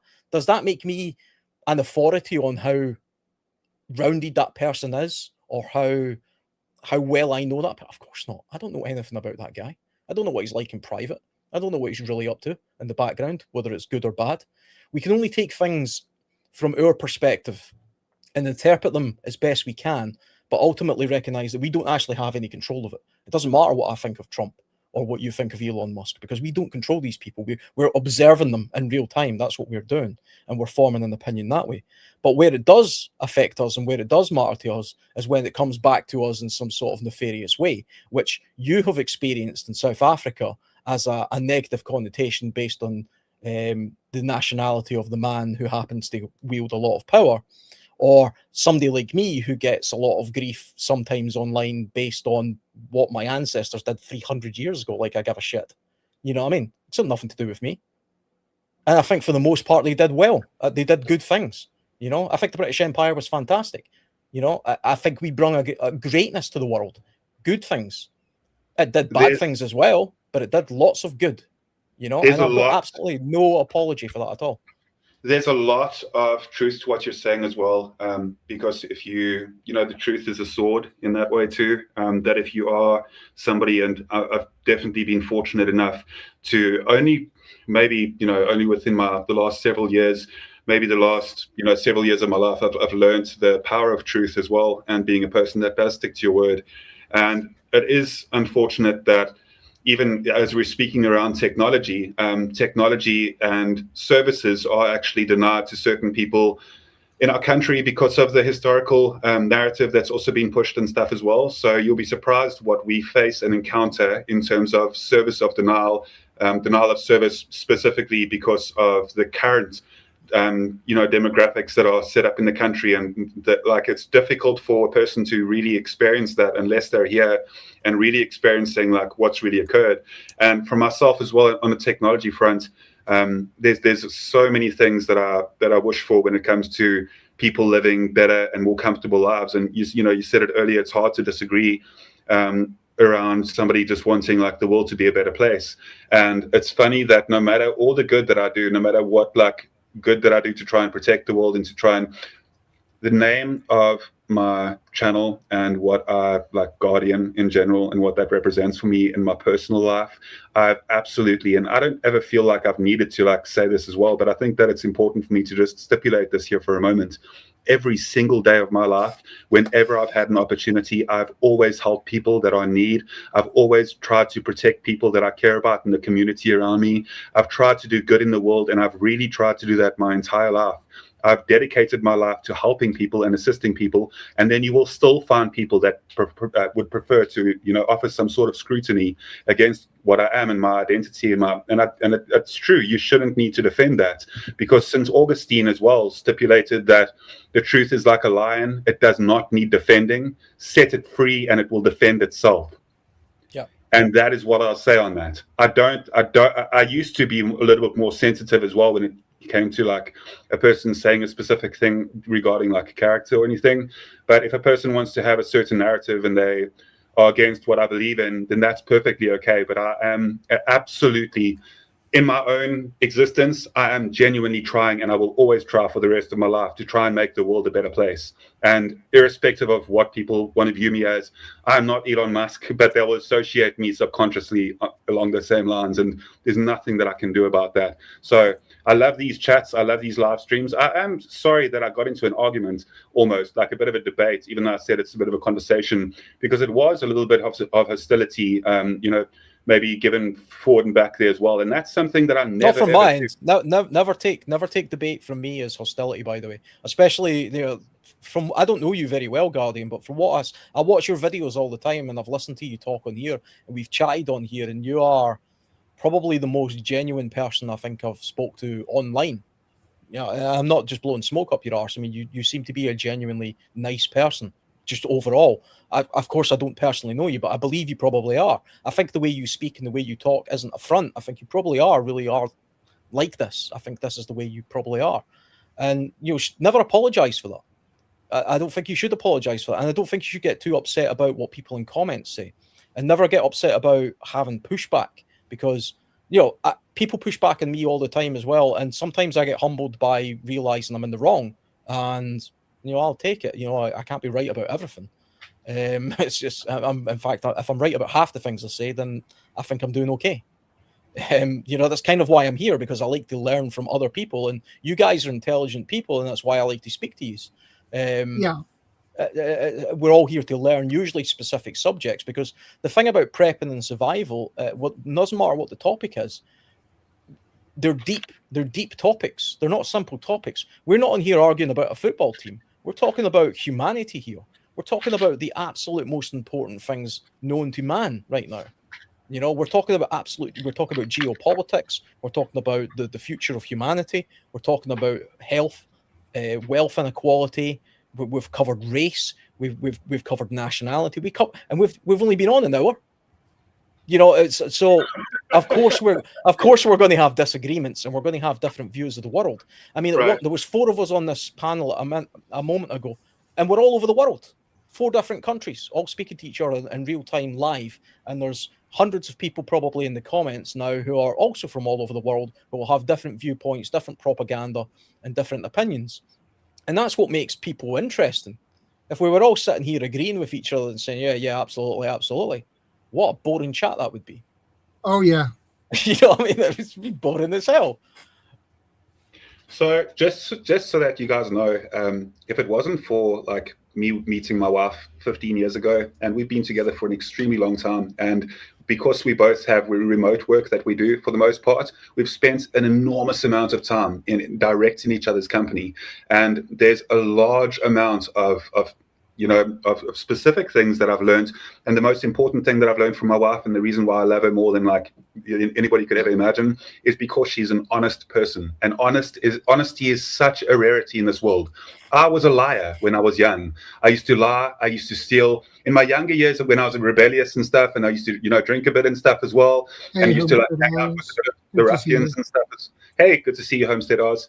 And like I used to, do that type of thing as well. And it was just meeting my wife that taught me to be. And I'm not just saying that because she's right here. I'll say that wherever I am, under any kind of circumstance, I'm not just earning brownie points which I am at the same time as well.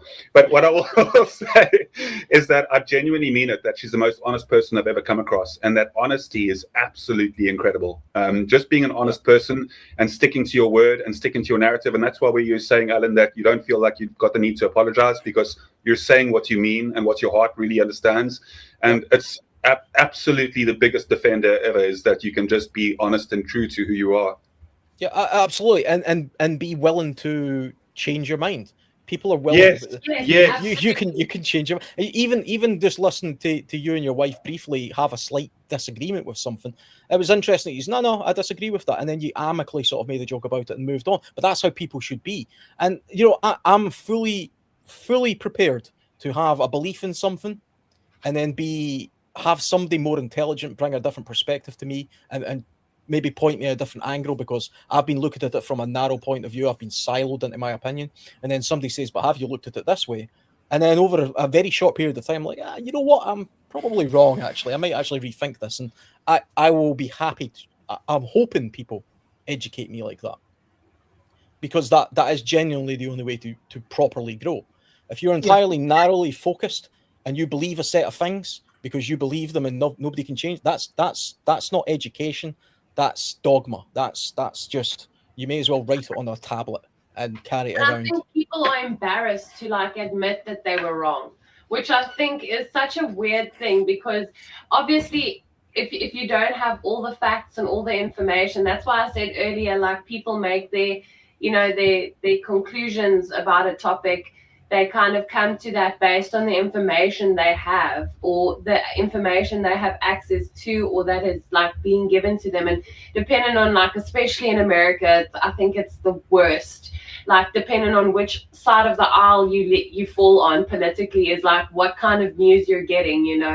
I feel like you were saying, you can agree with the left and the right in the States, and I feel like it's so easy to do that as an outsider, because it's not something where you're in it. It's kind of like you're looking at it from the outside, so you see the broader picture and how they're actually both sides are right about different things. They both have their issues, but I think people need to be, as you say, open to be wrong, because I think people are so scared to be oh, if I'm wrong about this, then I'm wrong about everything. And that's not the case. You're allowed to change your mind, and if you don't, I think that's where the issue comes in.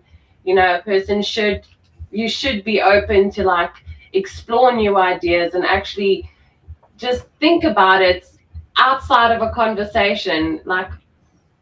Is that maybe a different perspective? Yeah, no, and it's true what you say about, because taking America for example, I'm interested in American politics, but I'm not American. I don't live in America.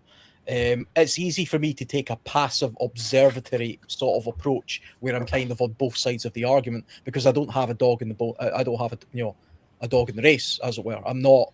It doesn't affect me as directly as it would if I was to actually live in a community where everybody was a Trump supporter, or everybody was a Democrat or something, and my whole family was against me, sort of thing. So the political, shifting between left and right from binary American politics is easier for me to do, because I'm not overly invested in it.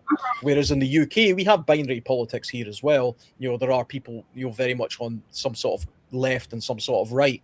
And it breaks down even further into sort of the smaller countries that make up the UK. There are people in Scotland who believe adamantly in one thing and people who believe adamantly in another thing, and both those things can be right. I mean, Scotland, for example, just because I happen to be here, there are some people who adamantly believe Scotland should be an independent country, and there are some people who adamantly believe it should be part of the United Kingdom. Now, that's a very binary choice, but they're not wrong. Both of them are right. Both of them have valid reasons for being true. And you just have to pick which one you want to be on based on how you personally feel. And you shouldn't feel you need to apologize to somebody who feels the other way. I think there are bad ideas. I think there are genuinely things that I could never be turned on. If somebody was an absolute crazy neo-Nazi nutcase or something, and they say to me, no, I'm telling you, the master race is the way ahead, I don't think there's anything they could do to convince me that was true. Okay? Yeah. Because I think that's just a bad idea.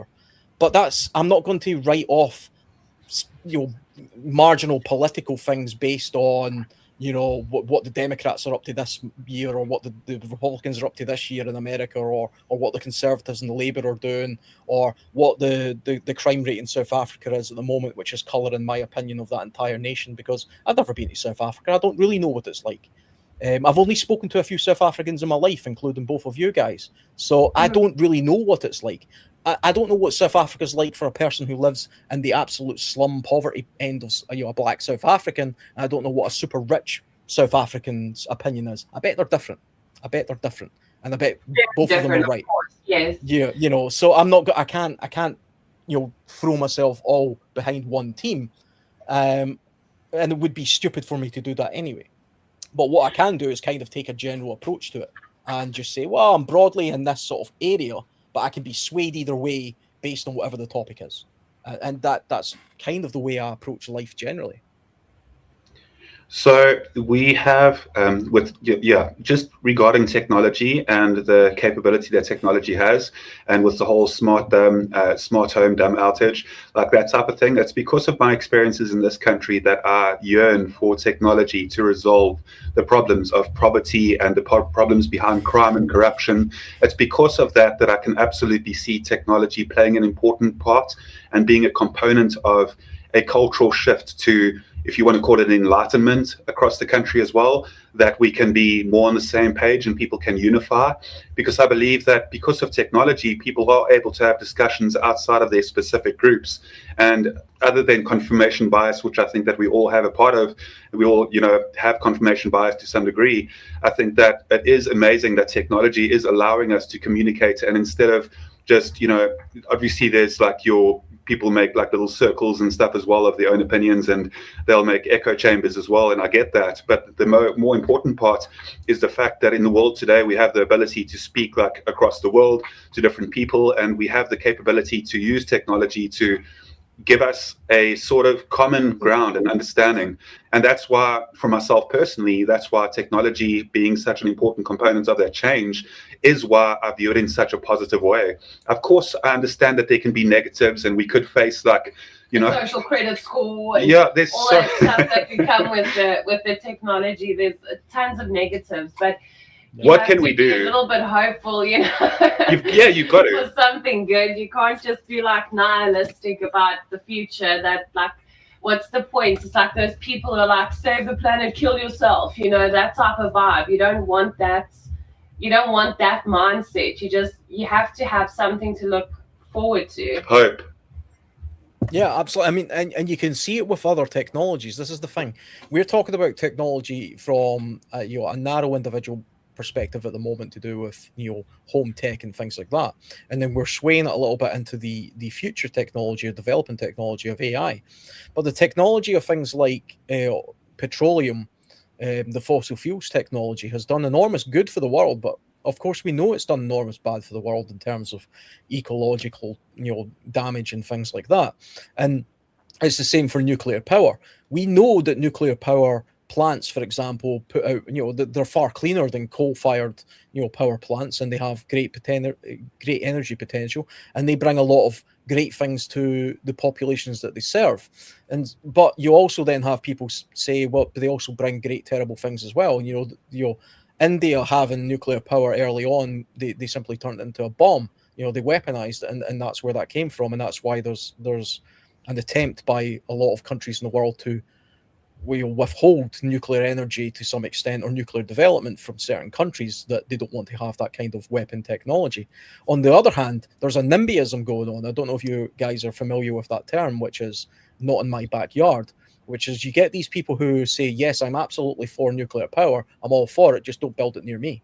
I build it in somebody else's backyard where it's out of my sort of eyesight, but I want the benefits. And we get a lot of that in the UK around renewable energy with wind turbines and solar. People are generally in favour of having wind turbines and solar farms to have cleaner, more renewable energy, but they don't want to see it. Yes, I'm all for solar panels, but don't put them in my field type thing. And I was listening to a debate on the radio today about a community that's campaigning against having solar panels put around fields and farms nearby where they live because it spoils their view. and it lowers the house prices of the place that they're living in because it's a nice rural rolling green fields in the English countryside, and there's going to have these ugly solar panels there, and they're campaigning against it. And the funny thing is, none of them are against solar energy. They just don't want it to be where they're at. And we have to recognize that that's a problem when it comes to when we talk about technologies generally, is people have got a ground reason, an on the ground reason for whether they adamantly oppose something or are adamantly in favor of something based on what they believe is given to them at that moment in time. If I lived in sub-Saharan Africa and my backyard was just an empty wasteland of nothing and I couldn't grow anything, and then somebody told me, you know what, I can build a big ass drill well right here and it'll provide water and you can grow crops here. Why wouldn't I want that? Of course I would want that. Right. On the other hand, if I lived in the English countryside where it rains all the time and somebody says, I want to drill a well here and bring some water up from the ground because I want to use that water to cool my power station or whatever. Data center. Suddenly people will be, hell no, that's my water. You're not touching it. Go and do it somewhere else. Because they have a narrow focus of interest in their narrow area. And there's nothing wrong with that. I mean, we're preppers, we're survivalists. We're always thinking about our narrow sort of perspective and what we can narrowly do, because that's all we can do. It's the only thing you've got control of is yourself. I'm not going to individually stop a data center springing up or the advent of AI. There's nothing I can do about it. But what I can do is observe it and have an opinion about it, which is what I think we're doing. And if I was to come on here and express my kind of opinions and then read the comments and just see a bunch of people saying, yeah, that guy's bang on, he knows exactly what he's talking about, I'd be concerned. I'd be concerned because I'm thinking, I can't be that right. Why is nobody pushing back? Why am I not being humbled? Why am I not being educated? That's never happened, by the way. Everybody always does. But I'm just saying it could happen one day, and I would be concerned if it did. So this is just another long way of me saying, don't worry too much about people having a disagreement with you. Well, I've never actually said it to you, but ever since I was about 8 years old or so, and I heard Braveheart with Mel Gibson, and in the Braveheart movie with the Scottish accent, it's always been my favorite accent. Like, you can ask anybody as well, and they'll such a bad. He did a bad accent, though. No, it's the rest of the actors that did a brilliant accent. I think that they were actually from Scotland. Yeah. So Ireland. I think a lot of them are Irish, actually. But the accent itself and hearing Scottish, we actually, when I was doing summer camps as well, when I was in my early 20s, I had one of the fellow camp counselors that was over on that side was a guy from Scotland, and just always so much fun to be around, and such like a cheery and like positive and upbeat guy. So he definitely maybe, there again, I'm pinning it down to nationalities and that as well. But he's like in my mind as well, I've always viewed him in a positive way. I know that there's bad and good people of all different kinds, but I'm just saying like the accent itself always sounds fantastic to me. Like I really appreciate the accent, and I've never said it to you. It's just because like it's a bit of a strange thing to bring up. Like I really like the way your voice sounds, Alan. I like your accent as well. I like all accents actually. I'm quite I'm kind of partial to an accent myself. Let's have a coffee sometime, Alan. Yeah, absolutely. I've always wanted to visit. I've told you before, I've always wanted to visit South Africa. I know you ride motorcycles, so do I. So maybe one day we'll cross paths that way, and we can arrange to sort of meet up on a bike one day. Who knows? Stranger things have happened. But yeah, I mean, you'll love this country. I've got to interrupt you just for a moment and say that if you did do like some sort of an adventure tour, even if it is over like a week and a weekend or something like that, like if we could it's on the books, it's planned, it's going to happen one day. You would love it to bits, man. I'm telling you that South Africa is one of the most amazing places. South Africa's the best. Yeah, it's also not even if you live here as well. Like we do have our problems, but we also have so many things that are like positive about our country. And when we're speaking about technology as well, like I've got to try and keep it back to like that specific topic. But it's like on my end, it's just something that just the fact that we've got the communication across the world that we do. Yeah, so Also, much love to Homestead Oz. Good to see you, and yeah, good to have you guys around here. Yeah, if we actually do plan it down the road, you'll really enjoy like the fact that you can see so much in this country. There is so much to enjoy. You've just got to know where to go and where not to go. Obviously, same as like everywhere in the world. It's the same as everywhere. Everywhere's Yeah, like that. And yeah, you know, exactly. I appreciate some places are potentially more dangerous than others, but I'll tell you what. I mean, Scotland's not a very big country; it's a very small country, and we, you know, of course, I understand. You know, everybody from just because somebody's got a particular nationality doesn't mean they're the same. Everybody is kind of different. There is a cultural similarity, but that's about as close as it gets. But there's dangerous places in Scotland. There's places in Glasgow. If I was to walk in the middle of the night, I'd get mugged. You know, there's no doubt about it. You know, it's just the way it is because, you know, people are bad all over the world, but mostly good generally, from what I can see. And most people are trying to just sort of get by in life and bring up their children and stuff like that and make the best of that.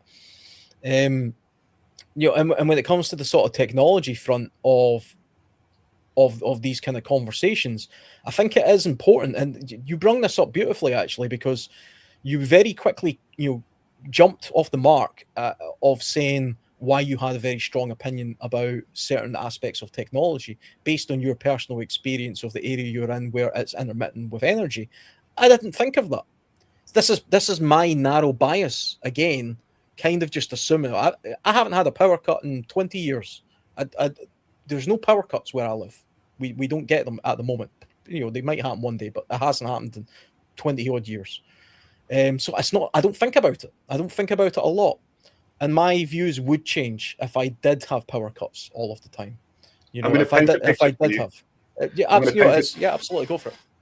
So this is, I almost said picture this, and that's such an AR thing to say. It's been so like with the situations that we've experienced here, imagine having youngsters, so small children, and you have small children that you've got to look after in a country that the crime rate is extremely high. Then the power gets cut.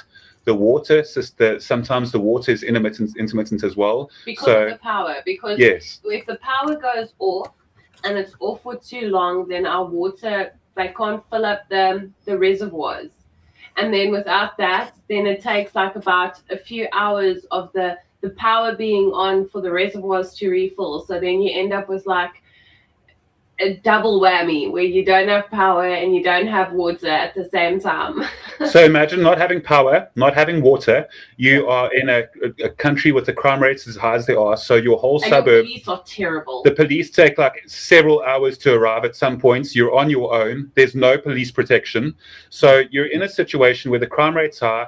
Then you take into all of the social issues, like I mentioned earlier, that like you are seen as, I'm not even going to go down that road, but there's a whole bunch to that as well that I could say. But I'm going to say specifically on the power front, when there's no power, the lights are off, the children start getting scared. Even if there are candles, they start getting wary and stuff as well. Because on any news stations, no matter what you listen to, even if it's the general radio, they're always like giving like, you know, information about crime that's happened here recently. So no water, no power, high crime rate. Then all of a sudden you've got little ones as well to protect, and you're sitting in a situation where even today, and I don't mean to go on this specifically, but our direct neighbor to us was assaulted at her work today, and I don't want to explain the details of that, but you know, assaulted is all I need to say, and that's something that happened to our neighbor today.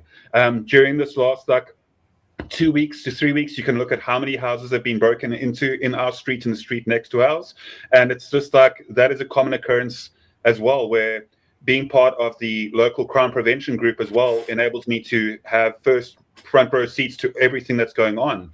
And it's just like, I cannot explain to you what that feeling is like when you're the father.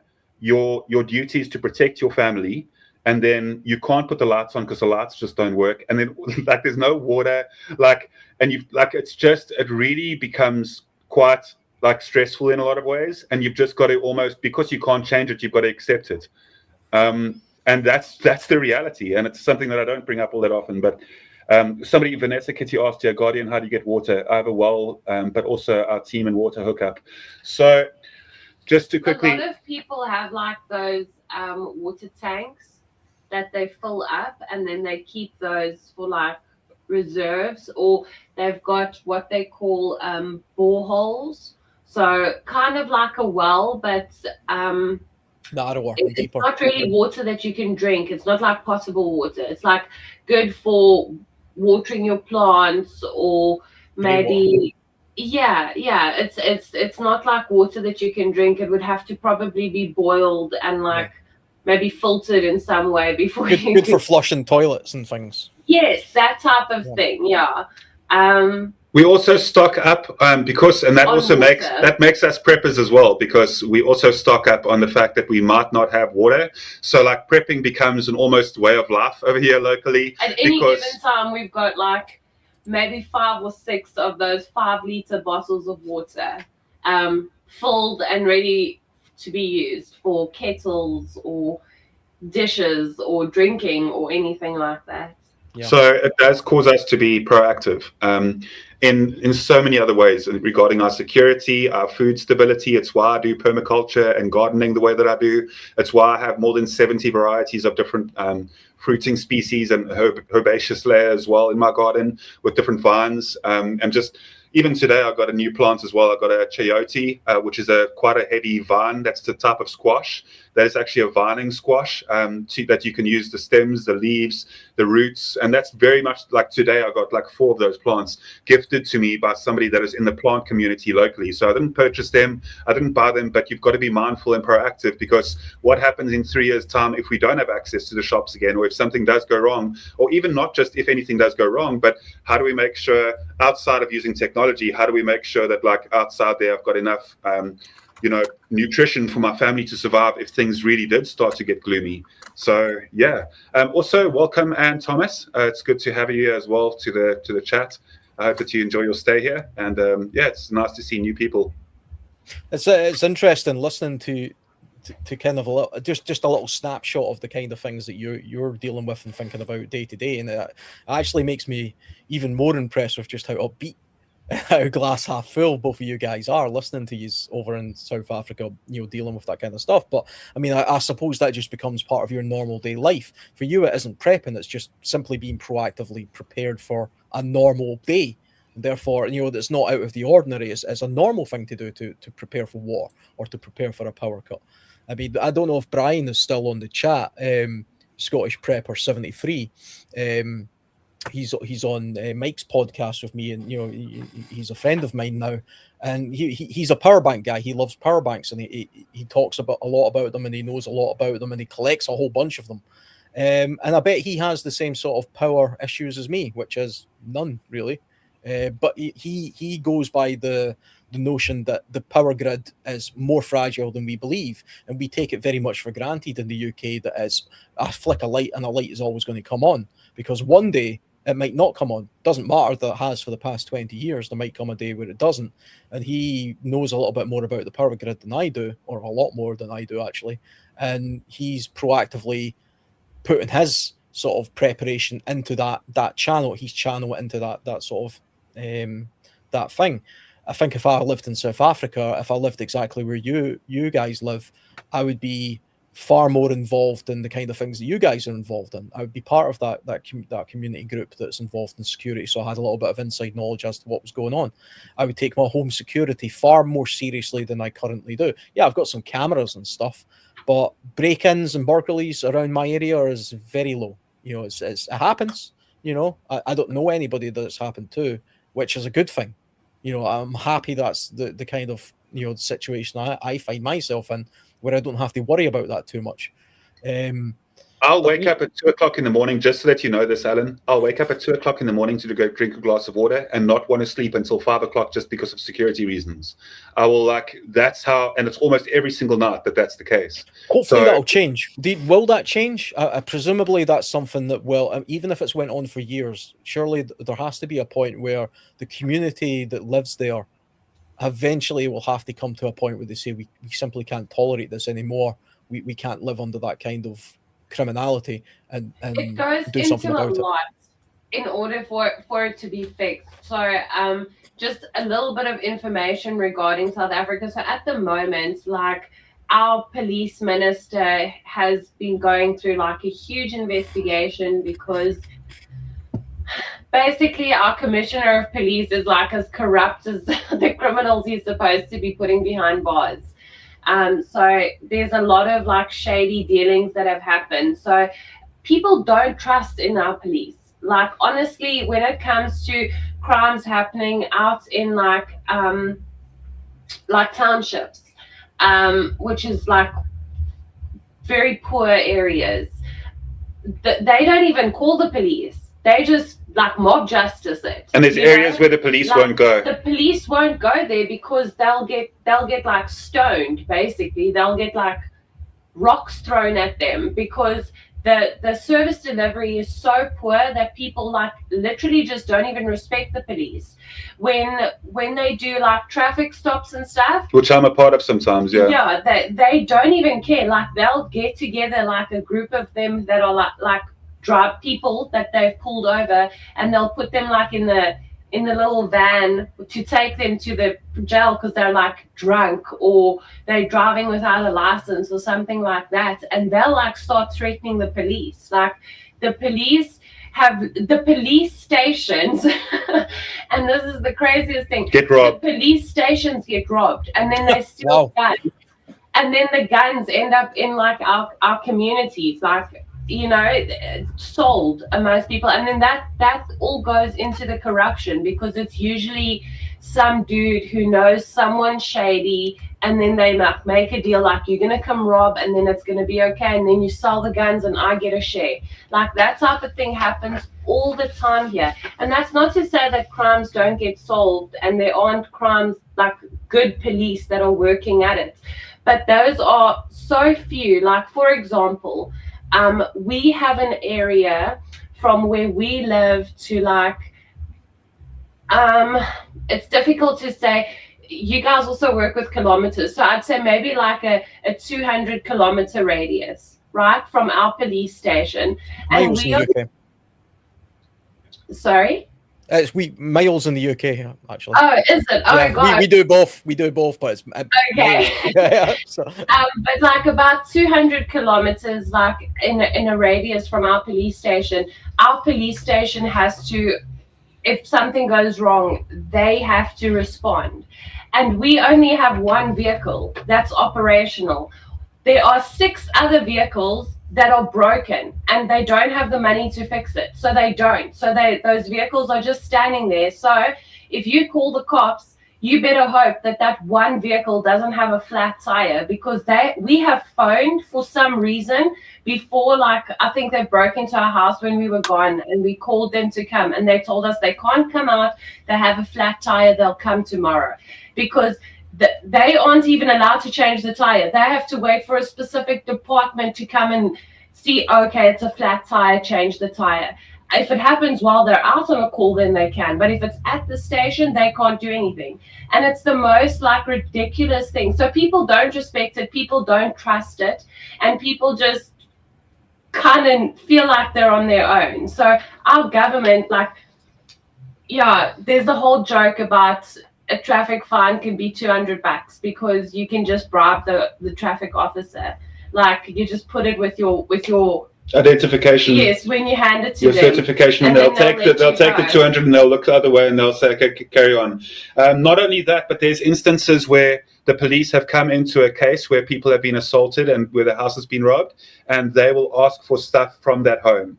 So they will ask the same There's people that have just videos been of robbed, it. where the police come in and they're asking for stuff after a place has been robbed already. So like the type of like audacity that takes when like you're a policeman and then you're going into a home and you see that there's like a nice vase there or something on the shelf, and you ask, can I have this? Like after the people have just been like assaulted, and like there's so much to it, and there's so many times where police turning a blind eye to the public as well. I don't want to. There's things that I could say over here, but I know that we're on the internet, so I'm also stopping myself from going further down this road.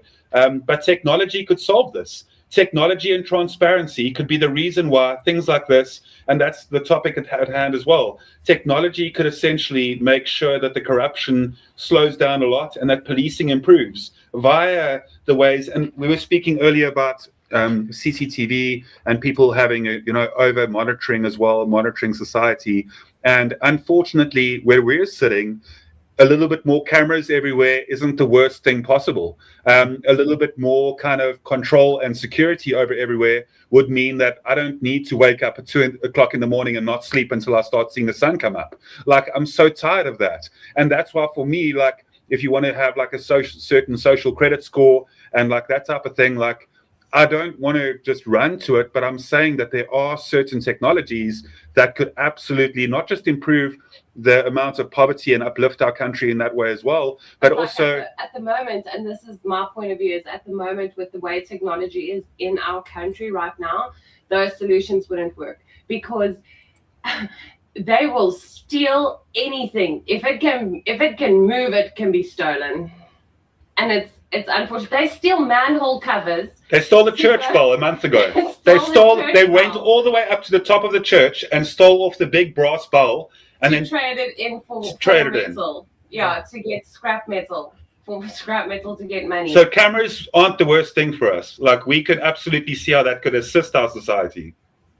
Yeah, I mean, I think, I mean, listening to that, it's the kind of the thing with the extremes of there's not enough technology where you're at, but there's too much technology in other places. So I can see China, for example, has too much video surveillance of its population. Mm-hmm. You know, it's Yeah, I agree with that. The video surveillance of the Chinese population is simply there for marketing and data harvesting and collection.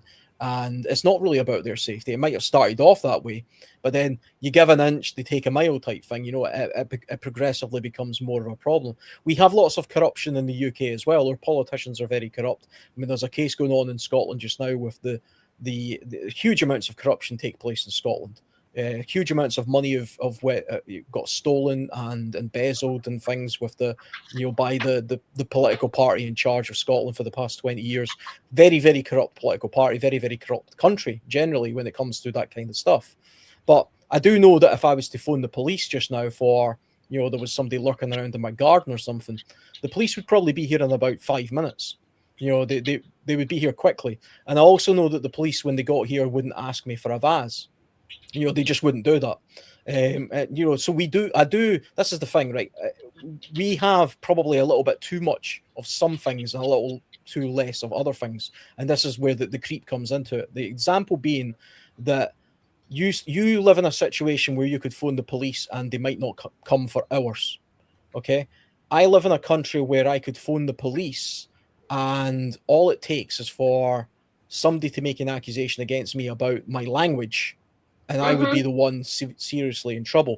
And I don't know if you guys have been following your UK news, but there was a case very recently. What happened right now? An 18-year-old boy, and then they arrested him. Yeah, an 18-year-old boy who was walking home gets into some sort of pointless confrontation with somebody who I think he was a Sikh, and he had a sort of ceremonial knife on him, which he actually doesn't need to have, but whatever. He had a knife on him, and this Sikh man decided he was going to murder this boy and stabbed him 8 times. And then the police arrived because, they showed up. And when the police arrived, what do they see? They see an 18-year-old white boy, and they see a 30 or 40 something plus Sikh man. And the Sikh man immediately says to the police, he said something racist towards me. So the police, without any hesitation or explanation, put handcuffs on the boy who's just been stabbed 8 times, and he bled to death right there on the street.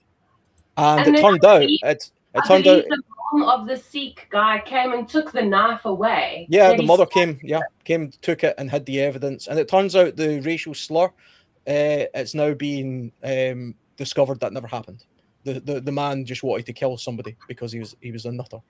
Didn't he say something along the lines of "I'm a bad man" before he stabbed him, where the kid was like recording on his cell phone? Yeah. I remember seeing something about that, and it's just so ridiculous. We have another friend from the UK that we chat to regularly, and unfortunately, there's a lot that he he can't say and so on because of the monitoring there, you know. I'll actually ask him to not respond. If I send him anything on WhatsApp, I'll say, "Listen, this is a situation." You can hear it, don't you need can, to respond. yes, you can hear all of this, but please don't say anything because I don't want anything that's said from his end to incriminate him as well. You might have actually know of him. He used to be, I won't speak about who he is over here on this channel as well, just in case there's a sort of a link to get him into trouble. But I think that it's absolutely ridiculous. What we experience here is very different in that way. There's also speech police in a certain way over here to a degree. But we're not at the level where you guys are, where you get taken in for making an incorrect social media post. And we've seen a lot of that. You'll just get judged in the society. There's not much, unfortunately, legally that happens to people if they're like racist. But the reason it's happened, the reason I was using that as a sort of point of discussion is because that didn't happen quickly. That happened over a slow, progressive period of time because bureaucracy never stops. So the bureaucrats will always find some rule to layer on top of the next thing, so that they have ever more control, ever more power, and they will just keep on doing it, and they will layer it on over and over again. And technology is the same way. So technology used to be the case that, when social media was first utilized in the UK, for example. I remember I'm old enough to remember when Facebook was first became a thing. It was the Wild West. You could say and do anything on there. Nobody could police it. Nobody was monitoring. It was perfectly fine. Now, entire police departments' budgets go towards people in an office reading tweets and social media posts because it's easier for the police to bulk up their police crime statistics by saying that they've convicted people on thought crimes. And it makes them look like they're doing their job much better. And they're only able to do that because the crime rate of other crimes is low-ish. It's lower than a lot of other people. But that doesn't stop the police wanting to be police. So they simply find another avenue, another thing to police. If there isn't a lot of car crime taking place, what do the police who would be involved in car crime do if there's no car crime? They don't just sit and eat donuts. They move on to something else. But the thing that they move on to is the easiest low-hanging fruit. And they use technology in order to do that, because you can quite literally eat a donut in an office and read somebody's tweet and say, this guy just said something about people coming across on a rubber dinghy. Sounds a little bit racist. I'm going to go and arrest them. And you can actually be arrested in this country for a non-hate crime, non-crime, or whatever the hell they call it. It's a non-crime something. It's got some stupid name, but it's not a crime. But you can be arrested for it, but it's not a crime. And nobody knows what it is. It doesn't make any sense. I've probably just committed a crime just saying that. That's how bizarre it can be in this country. Yeah. But like I said earlier, I don't police myself because I'm not going to. If somebody was to come to my door right now and say, you know what, you said something about the French earlier that we find a little bit, off. I don't care. I'm going to say it again because it's not malicious. It's not genuinely bad. And I don't think from a moral perspective, I'm in the wrong. I think they're in the wrong. I think they're using authority to police something that shouldn't be policed. I think they're using authority to take advantage of people, which is always what happens. Now, it's happening to you in South Africa because you can hand the police there $200, or they will come into the house and help themselves, and they know nobody's going to challenge them. And that's them using their authority to do that. The police in this country aren't going to steal my vase, and they wouldn't accept the bribe. But what they will do is scour my social media until they find something they want to use against me so that they can inflate their crime improvement statistics or whatever. You see what I'm getting at? They're both kind of similar. Now, you might be sitting there thinking, yeah, but come on, you're going to get a slap on the wrist and a £60 fine. I'm going to get 2 weeks in jail. Yeah, but the difference, ultimately, it's kind of the same thing. You might be, a policeman in South Africa might say, I want 60 quid off you, otherwise I'm going to give you a parking ticket, even though I've just invented that. And then you give him 60 quid and you think, I've just been bribed 60 quid. I might get fined 60 quid for making a joke about people coming on a rubber dinghy across the channel. That's a bribe. That's a state bribe. The state are stealing £60 from me because then they're going to go and fund what it turns out themselves, as we've just found out. Like I was saying, a lot of our one of our main politicians right now, who was in charge of the finances in Scotland, is going to go to prison because it's just been uncovered that he stole somewhere between £400,000 and £600,000, including taxpayers' money, and that's at the highest level. That was the husband of the person who is basically Scotland's like prime minister. They call it a first minister here, but that's how corrupt they are. Yeah, I will get fined for, I don't know, saying some bad word or something that they've just decided, or saying something absolutely crazy and bizarre, like a man can't suddenly change into a woman just magically because they've decided to. That's a crime to some people in this country. And we have to push back on that, and we have to not be afraid of that. We shouldn't walk on eggshells about stuff like that, especially if we know it's just stupidity. You know? And I don't. I say it if I believe it. That's the control factor they got over us. It's like they see, the news says, oh, this guy was arrested for making a Facebook post about whatever. But they don't tell you why. But that makes the rest of the people go, oh, I guess I don't want to say that. And they just keep piling it on. So sooner or later, you got no freedoms left. But hey, we're safe from bad words on Twitter.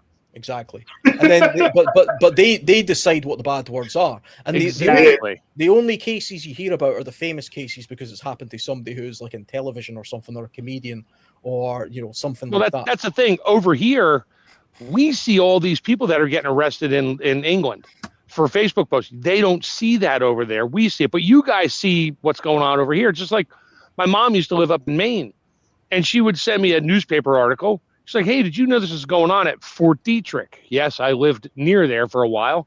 I'm like, what? It was out of the Associated Press, but they didn't post it in our local papers. This is before the internet because they didn't want us to know about it. But let's tell the rest of the world that what's going on there with, testing and all that stuff. And yeah, I would get my news from, and then the internet hit, so they can't really hide it anymore. Well, that's the beauty of technology. I mean, that's the one benefit of technology is in the UK, I can tell you right now, they genuinely do not report in the media, the mainstream media, that anybody's speech is being policed. In fact, they will absolutely say it is the opposite. The Prime Minister will stand up and say, no, freedom of speech is absolutely, you can say whatever you want pretty much as long as it's not hateful. Well, really? That's why you guys are blocked by your IP addresses from accessing things in the United States and Japan, other parts of the world. You're blocked from that because that's where their news is coming out. They don't want you to see that. 12,000 people a year in the UK are arrested for tweets. Facebook posts. That is insane. And they don't even have to be your tweet. They can just be a share. Hey, you repost it or hit the like. You hit the like button. Just like it. Yeah. If you just like another person's tweet, that can get you arrested. Yeah. It's bullshit. That's so George Orwellian. That is absolutely dystopian. That's crazy. It is. And that's where they're going. You say that it's like they can't hide it now with the internet, and I feel like sure maybe they can't hide it, but the way they use language and how they tell the same story. Like I don't know if you've seen there's this app that you can download. It's called Ground News, I think. Yeah, I've got it. Basically, it tells you like how it's biased, how skewed the story is towards a certain political front. Which side of the aisle is reporting on it, and so on. And when you like see how they tell the same story in different ways, and like what parts of the information each side chooses to emphasize, it's crazy how much they can actually hide in language and how they can use language to make you think the way they want you to think, This is the newscasters, the news companies, CNN, ABC, NBC. Yeah. They're all controlled. They're all owned by like two people. Guess who makes the rules? Guess who gives them their talking points? I mean, there's been more videos out, and this is the famous one that they love to say. It's a threat to our democracy. We live in a constitutional republic. So when they say our democracy, they're talking about them. Their democracy, their whatever political agenda, but nobody will address that. But there was one guy did it. It was like he had like 100, one at a time. He kept adding it, literally saying the same exact words at the same time. It's a threat to our democracy. Yeah, and it was like 80 news channels. All these two people, newscasters, saying the same exact. It's a threat to our democracy, and it was like a chorus. and nobody believes it. And everybody thinks, well, yeah, it is our democracy. No, we're a constitutional republic, which is nobody. Trump barely ever says that. He's used the word democracy. The word democracy does not appear in any of our documents anywhere. Democratic, certain things we use, but we're not a democracy. We're not a mob rules. We're not a 51 people tell 49 people what to do. That's why they want to get rid of all our voting stuff and all that. They want the popular vote. They want 51. They want 99 people to tell that one kid, that bicycle's mine. Have a nice day. It's strange when you hear. It's funny that you say when you pick up on they all say a similar word. We have a dozen different mainstream media outlets in the UK, for example, and I listen to most of them, and you'll notice they say a phrase or a word exactly the same, even though it doesn't seem to make sense. I remember the first time I noticed this was during the last economic collapse, and they were using the term what was it? The term they were using. Financial disruption or something stupid. Yeah. No, quantitative easing.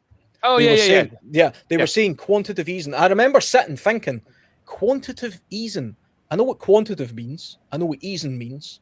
I don't know what both of those things together means. And I had to look it up. And it was hard. It didn't even make sense. And eventually an economist explained it to me on the internet. It basically means printing money. They're talking about printing money. Right? That's the biggest problem right now is we printed to oblivion. And it was strange to me that all of the media outlets were picking up on the same phrase. And here's another phrase as well when they're talking about like the current conflict that's going on in Ukraine. They don't just say, Russia attacked Ukraine. You'd think these news companies would all have a different way of saying something, but they don't. They always say the same phrase. They always say, since Russia did its full-scale invasion of Ukraine, they always say full-scale invasion of Ukraine, as if they have to emphasize that particular phrase for some reason. Here's the other phrase they use. Listen for it now, and you're all going to hear it. They use these key words. We already know that ... That means they know it. You don't, but you do now. No, we don't know that. We already know that Putin's a bad guy. We already know this. We already know that. No, we don't. We don't already know it. You're just telling us we should know it, but it's not necessarily the truth. Most of the times, it's not. When they use that phrase, that's like, and I used to yell at my team all the time. They go to a customer, they're like, all right, let me be completely honest with you. Wait. And I told them, and somebody said that to me. I said, so basically everything you said up to this point right now is a lie. And they're like, well, I'm like, don't ever use that phrase again. Let me be straight with you. Let me be honest with you. Let me be whatever with it's like, okay, that means everything before that, you were doing the opposite. And they use that too. We're going to be completely honest here now. Okay, so everything you said for the last 20 years on the news channel has not been honesty. Well, we already know that. But yeah. Well, I'm embarrassed. I'm embarrassed by how long it took me for the penny to drop on that, to be honest. I genuinely did. I never thought that the likes of the BBC, for example, I never thought they were completely impartial. They always say they're impartial. And I'm like, well, no, they're not. It's like that's like CNN saying they're impartial to one side. Yeah. So they say it because they'll do something where it's quite a clever trick, actually. They'll say a story, but it has one side of the story. And then to try and balance it out, they'll say a word about the other side of it, but give it no context. So it's an opinion, it's an agenda, but they present it as if here's the fact, and they'll talk about how terrible Trump is. They will talk about how terrible Trump is for 3 straight minutes on the BBC, and then they will say something, and the other side said this, and then move on. There's nothing else. There's nothing else there. So they obviously have a very narrow political agenda going on there. And it took me a long time to realize that, embarrassingly. But now, once you know it, like what you were saying, Guardian's wife, I'll just call you that, about ground news. That's a fantastic tool. That's a fantastic piece of news software to look at, because it tells you, this is left wing, this is right wing. Here's all the sources. Make your own mind up. That's how news should be. News should be. I think is that a Canadian or British? I can't remember. It's probably Canadian. I can't remember who founded that, but I'm sure they did it because they realized, wait a minute, we're not going to stop the fact that the likes of the BBC or CNN or Fox are biased, but what we can do is point the bias out to you and then give you 2 sides of it from the 2 biases. Right. So there is a reason. There is a reason in the States since 2000, whenever Obama took office, he literally wiped off what they call the Smith-Mundt Act, which was not letting the media to put out propaganda. He eliminated it. That came into fruition in like the 50s or the 40s or whatever, where it was like a presidential order or a law or whatever. He repealed it. So, which literally said, and nobody talks about that. That means all the news media they can use propaganda, which is all it is, to form their own opinions. And nobody talks about that. Look it up. SMITHMUNDT, Smith-Mundt Act. And it's hard to find because they Google buried that too. They don't want you to see what it was. And then that Obama repealed it. It just allows you to say whatever you want. They use technology to their advantage now. They just repeal stuff and make up laws to use tech to just get their own message out. Yeah, well, they do the same thing here, of course. And one of the most insidious things that was done, because we're talking about tech and some of the dangers of tech, is that's what they did. I mean, you probably know about this. Is there were certain laws in the United States where they weren't allowed to interrogate people in a certain way, but because of constitutional laws. But we don't have the same constitutional laws in the UK.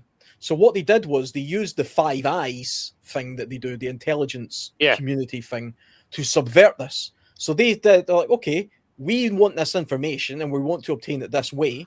We can't constitutionally do it, but you British guys can do it. So you do it for us, and then you pass on the information to us, and then it's you that's gave it to us, but we haven't broke any laws. You see how we work that out? Yeah. And they did this all the time. They do this all the time. And the UK does it as well. The UK gets around a lot of HITS laws by going to more squirrely sort of places, which is, to be honest, part of a reason why we hold on to a lot of overseas territories and dependencies. And basically, it's the old British Empire stuff. But it means that some of the laws in those countries are a little bit less, scrutinized. And therefore, we can get away with perhaps flying a plane somewhere or sending somebody somewhere or whatever, all the weird, dark things that go on. But it's technology that's done that. I mean, maybe that happened back pre-technology. Maybe tall ships used to, we can't torture this guy in the UK, but we can torture him down in bloody, I don't know. The US does that. Why do you think we have Guantanamo Bay? Yeah, exactly. Because it's not a US territory. It's a military base. In a foreign land, they could do it in airplanes, and the CIA does it. When they hear waterboarding, they do it. And here's the funny thing: airplane flying over international waters, so they don't have to worry about any laws being broken. And here's the funny thing, because I was given the example of how the US have used British laws to subvert US laws, but we did the same thing in the US when we had prisoners in Guantanamo Bay. Like, we can't torture people in the UK, and we can't torture them anywhere else, but we can't do it on U.S. property here. But you guys are going to do it in Guantanamo Bay, and if we just happen to have a guy from MI6 standing in the room while you do it and overhear what's going on, then that's okay, because we're not doing it. Fine. You guys are doing it. And that kind of mad stuff happens all the time, and that's what we have to be. That's the creep. That's the creep of technology. That's the creep of bureaucracy. That's the creep of giving them an inch, they'll take a mile. And that's why I have to be cautious about the ever integration of our homes. To bring us back to the topic, the ever push to get more information. We all know the Snowden stuff. We all know that kind of stuff, and we're given more to it. I understand Guardian's argument that they haven't got enough of it. He wants more bloody CCTV. He wants more police power. He wants more surveillance going on so that there's less crime there and the police aren't the criminals. I get that. He hasn't got enough. We have too much. The Chinese have got way too much. Chinese. That you guys probably talked about that when I was gone there. Yeah, we did. Down for my neighbor.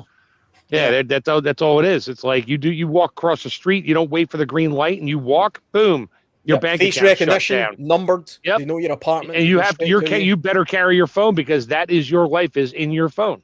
And that's what all these data centers over here are probably for too, to keep track of every detail of your life, so they can say, sorry, you were going 5 miles an hour or 5 Ks over the speed limit in this one area. Yeah, we're going to temporarily make it so you can't access your fuel card anymore. I mean, they can do that. That's what they're looking to do. They already do it in China, and that's what they want to do here, because the big tech companies that are doing it over there, those are the ones that are starting it up over here, but anybody that talks about it, it's like, oh, no, this is for your safety. Mhm. And I was going to say that Smith-Mundt Act, I just looked it up quick. It was 1948. It was basically there so the U.S. could use propaganda in other countries, but not on their own people. And that was Truman did that in 1948. Well, in 2013, Congress repealed it. So now they can use propaganda on us here, and Obama signed it into law or signed it away from law or whatever they did. They just repealed it and said, nah, we think we should be able to use propaganda on our own people. It's like, and here we are. It's 13 years later, and that's when the news literally changed. Yeah, I mean, it's whenever something happens, governments will take that as an opportunity to beef up their own power. I mean, what is it? I forget some of the going by US things again. The Patriots Act. Yeah. You know, that was a massive game changer when that came into play, and it was a game changer because it's like, oh, look at how much safety we're giving you, and look at how much freedom we took away from you. Exactly, and they never take it. They always portray it as if we're going to do something for a period of time because of this situation, but they never take it away. Income tax was supposed to be for a year. That never went away. They're like, oh, look at that free money coming from the people. Now they're slaves to us because they work and we get some of their money. So you don't get you don't get all of your labor money. You know, we lose 30% or more, depending on what state you live in, to federal and local taxes and state tax. Do you know what they're taking away in the UK? Because it's such a burden, and it's a burden on the state, and it's for our own safety. 50%? Jury duties. No more juries. No, sorry, we don't need a jury. Nah, you're free to go. Just don't unalive that any more people. That's all. You're fine. Yeah. No, those people for those kind of crimes, you'll probably just get away with that stuff. But the reason they want to get rid of jury duties, the official reason is, there's such a backlog of people in our system, and juries are expensive and long. It's much better if we just have a level-headed judge who can just make a decision on the spot. Level-headed appointed by level-headed appointed by who?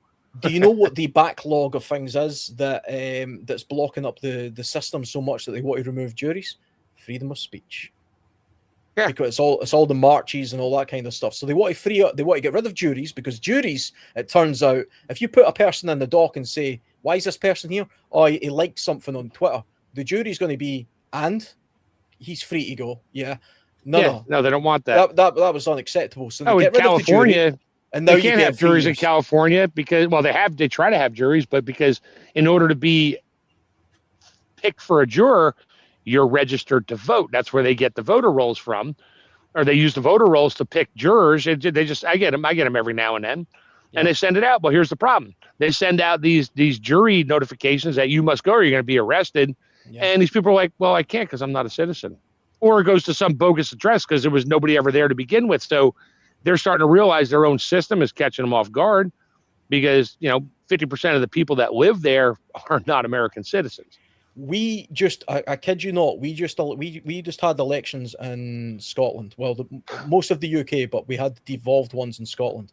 We just elected a person in the Green Party who is an Indian national who's came to the UK as a student. So they have a student visa. They're not a citizen. They don't have a right to work in the UK. And they're also transgender, trans, whatever the hell they would call themselves. Which says flat out, your elections are just as rigged as ours are. Guess what? That person's now in Parliament, getting paid £80,000 a year, even though they're not allowed to work. They live in a house funded by the U.S. government, funded by your tax dollars. Yeah, of course. They eat everything they do is funded by the UK. And guess what he said? He likes to call himself them, or whatever the hell that means. But guess what he said? His number one, now that he's elected into office in Scotland, his number one priority for his constituents is Palestine and allowing men into women's bathrooms for some reason. Yeah, well, what the hell is going on with the world? Exactly.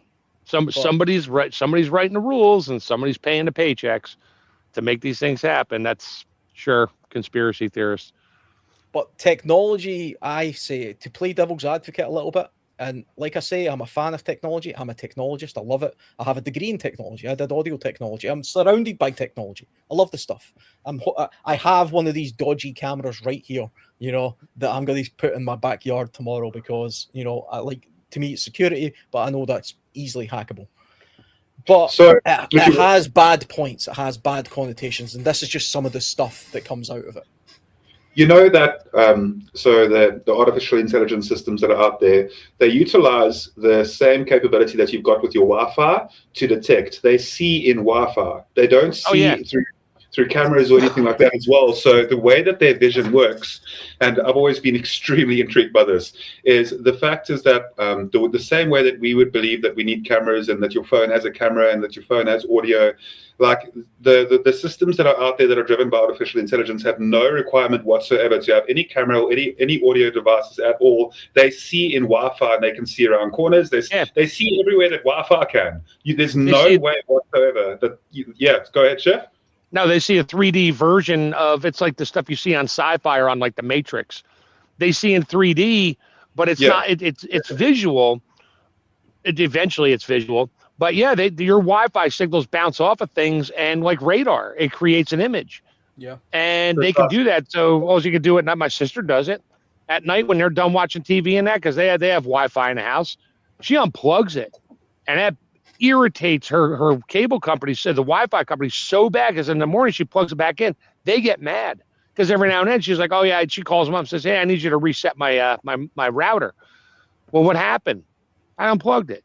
You can't do that. She's like, it uses electricity. Well, no, it needs to stay on. Why does it? See, the people that are saying that, they don't know. They just have a talking point. It just needs to stay on all the time in case there's an update. No, forget your update.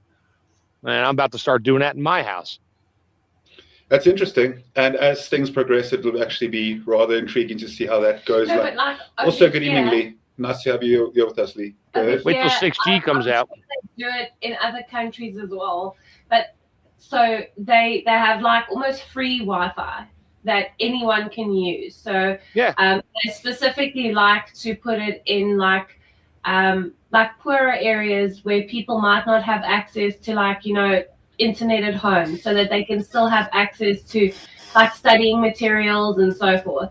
And they do that for free, and they're getting that money somewhere. They're not doing it just out of the kindness of their heart. Nothing is free. We all know that nothing is free. It's free Wi-Fi. My tax dollars are paying for it. What happened to Kamala Harris promised, free Wi-Fi all over the country for like $300 billion. We got one Wi-Fi tower in 3G. That's all we ever got out of it. Where'd the rest of the money go? Yeah. I mean, it's what they do. The political promise the world and take it away. Yeah. The political bribes in this part of the world are even more pathetic than that. I remember a few years ago, the current Scottish executive or government, they promised every child would be given a free laptop and bike. Oh yeah. They may as well have said they were going to also get a puppy, but they said no, free laptop and bike to all. Guess how many kids got a free laptop and bike? I like to tell I like to tell everybody. It said, they're like, we're going to get free this. It's like, okay, remember this from high school? A lot of people do my age. The student council guy running for president or girl, we're going to have free ice cream for lunch. At lunch, everybody's going to get free ice. Everybody's like, yeah, free ice cream at lunch. That's awesome. Well, what they didn't tell you is in order to get that free ice cream, everybody had to come in on a Wednesday and have their mom bake cakes, cookies, and stuff and have a bake sale to get that cash to pay for the ice cream.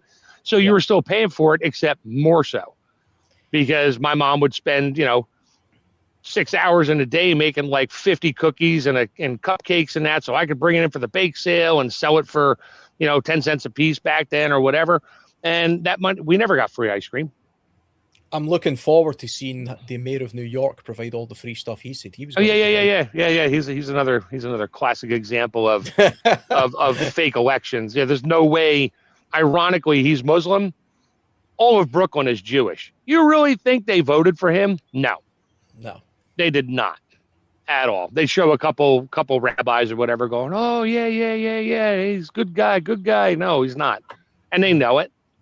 But yeah, I have a lot of friends that live up there, and they're like, you got to be kidding me. I also seen what he had to say after 9/11, and I can't believe that the population of New York elected that guy as their mayor, when he seemed to really enjoy what happened after 9/11. To me, incredible. So did what's her name, and she's a congressperson, Yeah. the one with the donkey teeth. She's like, Oh. oh, some people. Oh no, it wasn't her. It was what's her name from Minnesota, Ilon. She's like, oh, some people did some things. That was her answer. 9/11. Oh, some people just did some things. That was it. Yeah, our politicians in Scotland have recently said that they're going to work with a political party that used to be the political wing of the IRA, and we should just move on. Just move on. They killed hundreds of people and massacred people, but let's just move on because it happens to be politically good for that political party to be in cohetes with them. But I mean, this is why I'm not. This is why I refuse to join a political party or vote for any one political party. I'll vote for whoever happens to be mostly right as far as I'm concerned, which is basically none of them. They're all very, very corrupt in my opinion. No normal person gets into politics. No normal person does that. I watch some of the stuff going on in your Senate, whatever they call it, where they're all standing there yelling at each other and they get up and say these things. I'm like, what a clown show. Yeah. And they stand there and they say, I want this and I want that. And then they sit down. That's it. That's all they did was say something. And then 3 weeks later, they're voted out again. It's like, what you guys don't have you guys have elections whenever they feel like it, I guess, or in England. Oh, we've had 6 prime ministers in the past few years. I don't even remember all their names.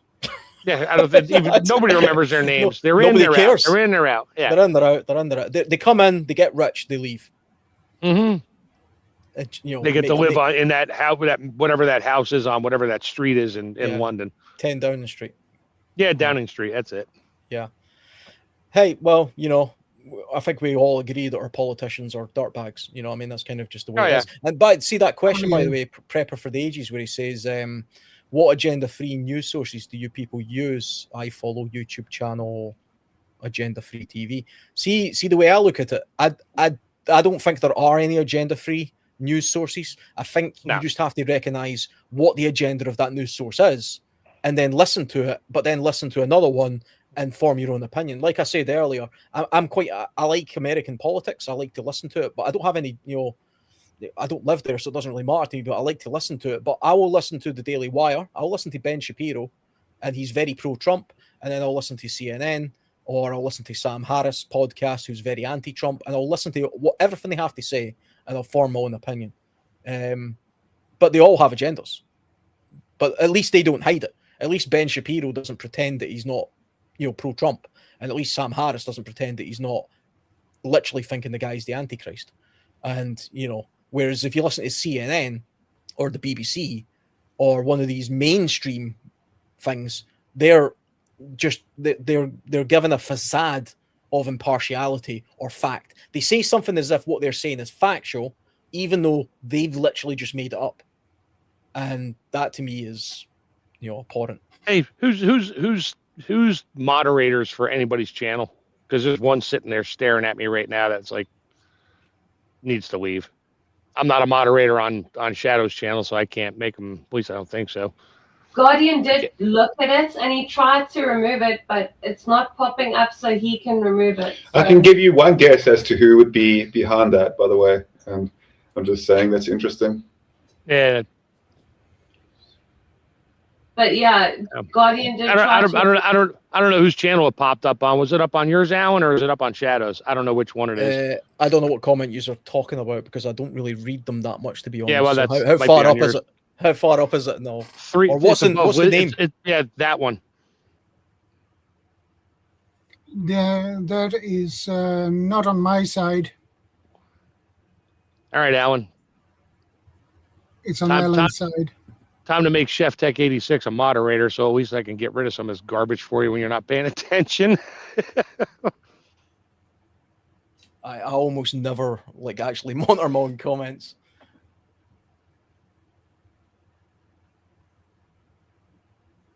Let me go up on your channel quick.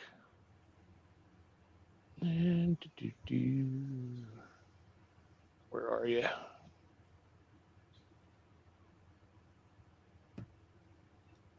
Yeah, there's always a troll that pops in. Moderators are helpful. Yeah. Why can't I find your channel's posting here?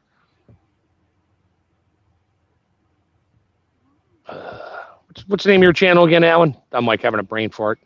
It's just World Survivalist. It's just the World same as my Survivalist, name. that's it. Yeah.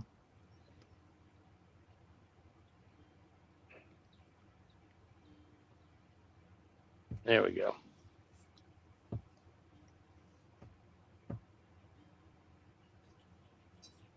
Did you get rid of it, or is it still there? I've removed it. I'm not sure how you block people and stuff on this. I'm terrible at YouTube. Do you know how to make anybody here? I'll comment. Hold on a second. Hi. Yeah, if you comment, I can make you a mod. There you go. Make me a mod.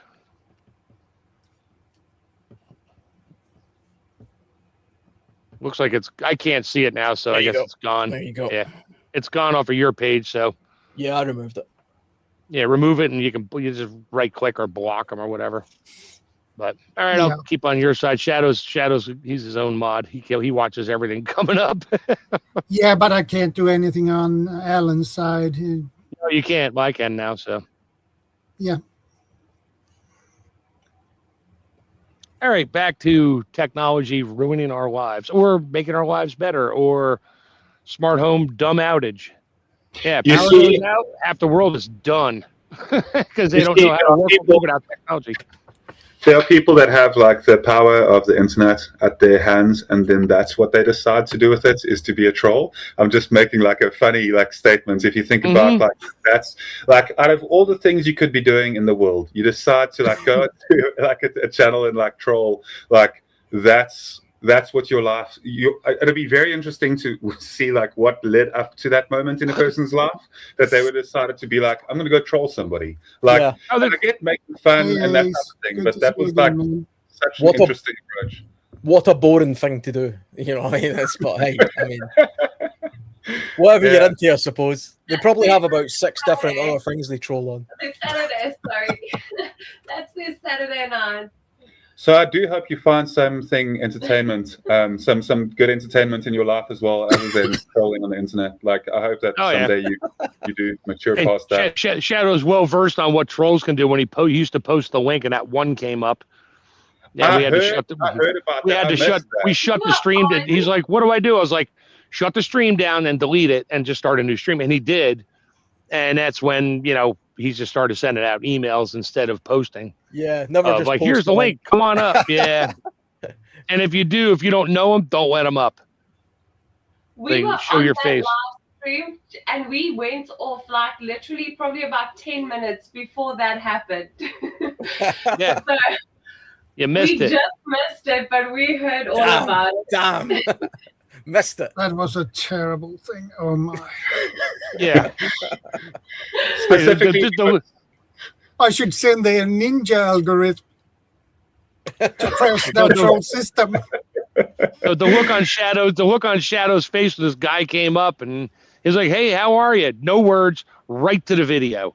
And the look on Shadow's face was priceless. I'm like, "Oh dear Lord." It took him a couple seconds to boot him out. Yeah. And then it's like kill the stream. Just kill it and delete it. That way it doesn't post to YouTube and there's no other things there, and it disappeared, and he just started a new one, and we all hopped back on again and said, "Yeah, stop letting people up." I didn't get to see it, but I imagine for a split second there, a lot of people were like, "Hey, that's a mighty bad snake bite, buddy." Oh, wait a minute. No. Yeah. that is what that was. Yeah.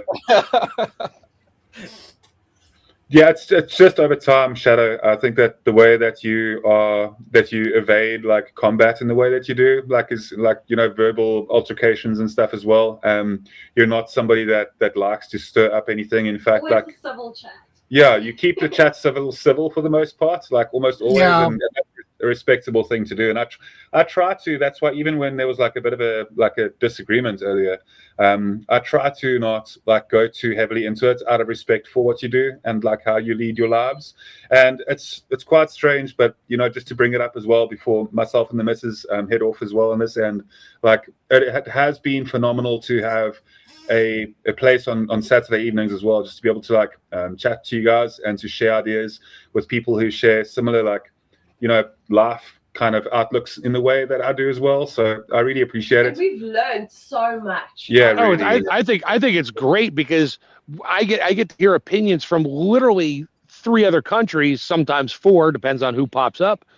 and we all have our opinions, but I respect everybody's opinion on it. I may push back on certain things when I don't agree with it. When what you're saying is like just flat, from my opinion, flat out false. We'll discuss it. I don't argue. It's just like, hey, you're allowed to say what you want to say, and I try to keep it on track a lot. We used to have somebody else would pop on here. I'm like, yeah, let's get back to the topic here. Yeah, I don't want to hear about it.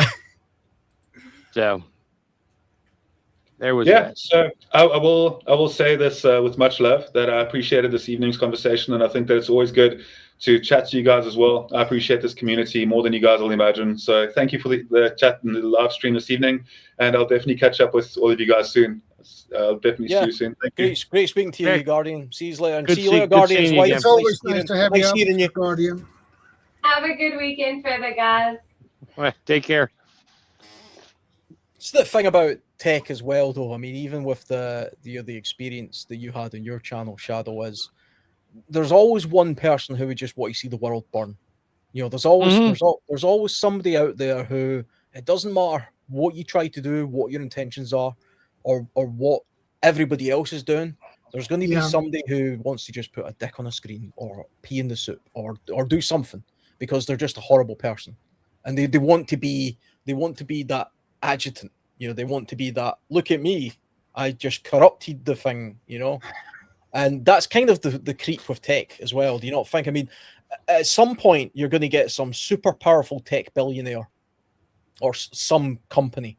It doesn't have to be a person, but they just want to be an agitator in the world. They don't want to do something for good. They just want to do something because they can.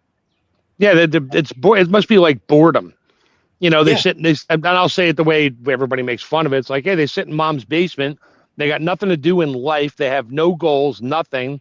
They get on there, and one of their friends said, oh, hey, you got to get on here and say this and say that. Try to get these words posted. See if you can get on a live stream and post something. And I think they get paid. Gil said they get paid for it. Like, there's paid trolls out there internally. If you can get something up there for more than 10 seconds, we'll give you $10 or something like that. It's ridiculous. They have no life. Yeah, troll fan. They have no life. None. There are. Zero life. I mean, I can see that you get these professional trolls. You get troll farms, bots and things. And some of them are like actual full-on like governments. So you'll get like, we get it in this country as well, where they try to like manipulate political elections and stuff, where you'll see tons of stuff on social media, which is just all propaganda and lies. But it's actually, it's not even coming from like this country. It's coming from bloody North Korea or somewhere. So I mean, that's one thing. It's funny how we always pick on North Korea. North Korea has like nothing. Well, they're the only people. They're the only people aren't likely to jump on here and tell me I'm wrong. Yeah, they're not utilizing the technology. It's Iran and North Korea. It's like, wait a minute, what about like India, China? Hell, half the crap comes from our own government here in the States. They sit in their troll farms with their bouncing their signal around, so it looks like they're coming from Uganda somewhere. Absolutely. Yeah. Really? But you do also just have people that are like, remember it used to be hackers, before it was trolls. Oh, yeah. Everybody used to think like there was a kid in a basement hacking something just for the sake of it type thing. But every now and again, you actually do just get like a kid who breaks into like, I don't know, the healthcare system, and he shuts it down. And like, well, what was his motivation? What was he angry about? What was he trying to? What was his social justice? Nothing. He just wanted to say he did it. He wanted to break it because he could. Just like a narcissist who wants to set a building on fire because he can. No reason. Just wanted the little pleasure out of doing it. Because it brings them their dopamine levels go up. Like, I did it. Yeah, like look at me. It's like, go tell somebody about it and see how fast you get arrested. Yeah. It's like people that do something just on impulse. You see videos of these people like on the London Underground who just push a person onto off the platform in front of a train. Oh, they do that in the city. They do that in New York City all the time. Just on impulse. They walk by somebody and just like give them a left hook and knock them to the ground. And it's a poor little old lady, and she's now dead. Yeah. And they don't care. They just keep right on walking. Like, why? They got anger issues, I guess. Well, I don't know if it's anger issues or if it is just they're being ignored in the world and they feel invisible, and that's certainly a way you can make yourself the center of attention for a short period of time. Sure, yeah, very short. But I think there's some tech people like that as well, or tech companies And that's a concern. I think that's something we should think about when we're deciding to literally load our homes full of spyware, because that's what it is, spyware. Mm-hmm. I've we all I, got it. Yeah, we've all got I spyware. It's our phones. They're all spying on us. Yeah, I mean, it's literally on all of the time. It listens to what you're doing. It sees what you're doing. It tracks you constantly. Yep.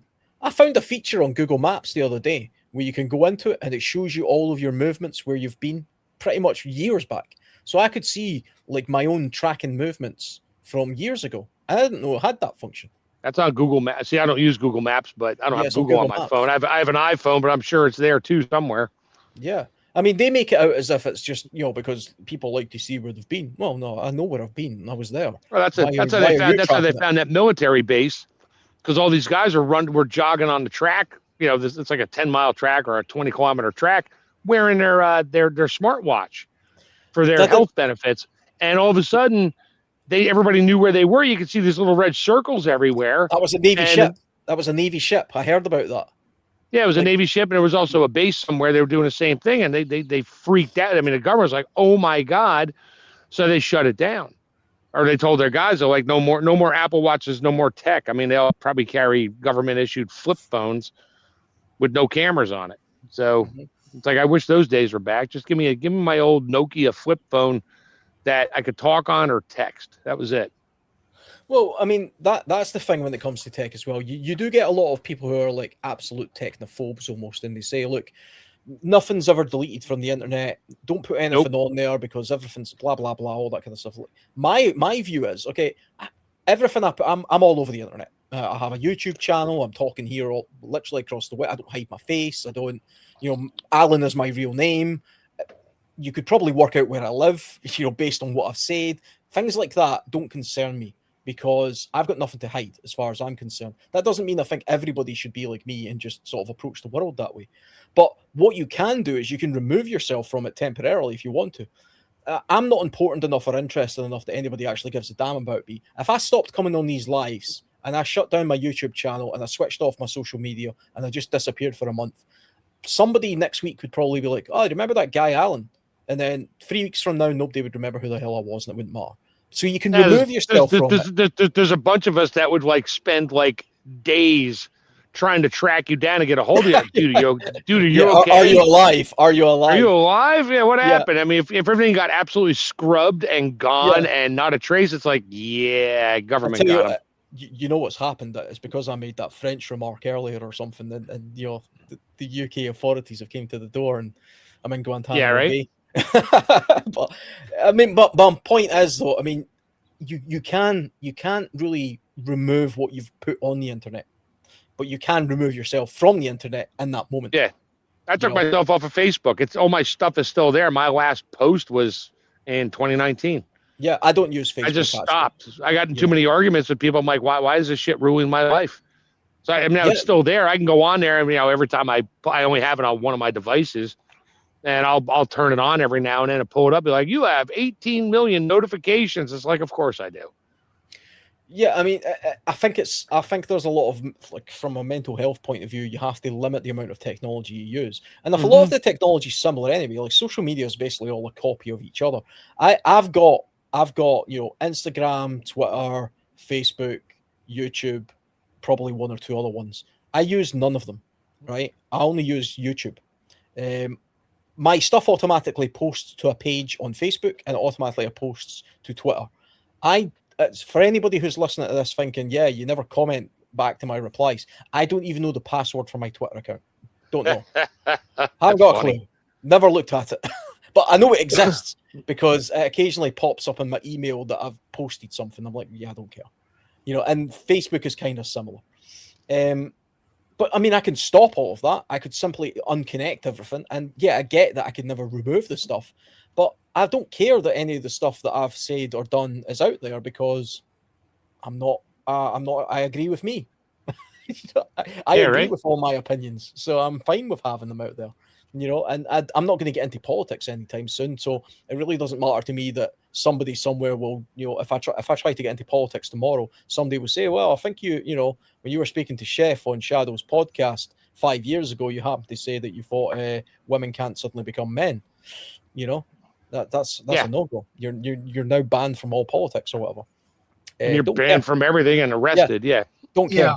Don't care. I'm going to say, I'll say whatever I want to say now because I don't think I say anything that's bad or immoral, and I don't think I use technology in an immoral way, but I think tech companies do sometimes use tech in an immoral way, and it's just a case of recognizing. It's kind of like the what we were talking about with the news. It's just a case of identifying it and using it. They're using us, so we should use them. I'm using YouTube to do this.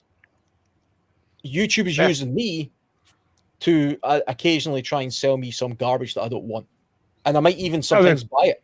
So probably they're just collecting data on you, so when you know the AI takes over, they know you're on the list. Yeah, we're probably all on some kind of government list at this point. Yeah, well, I imagine so, but I mean, what a boring list.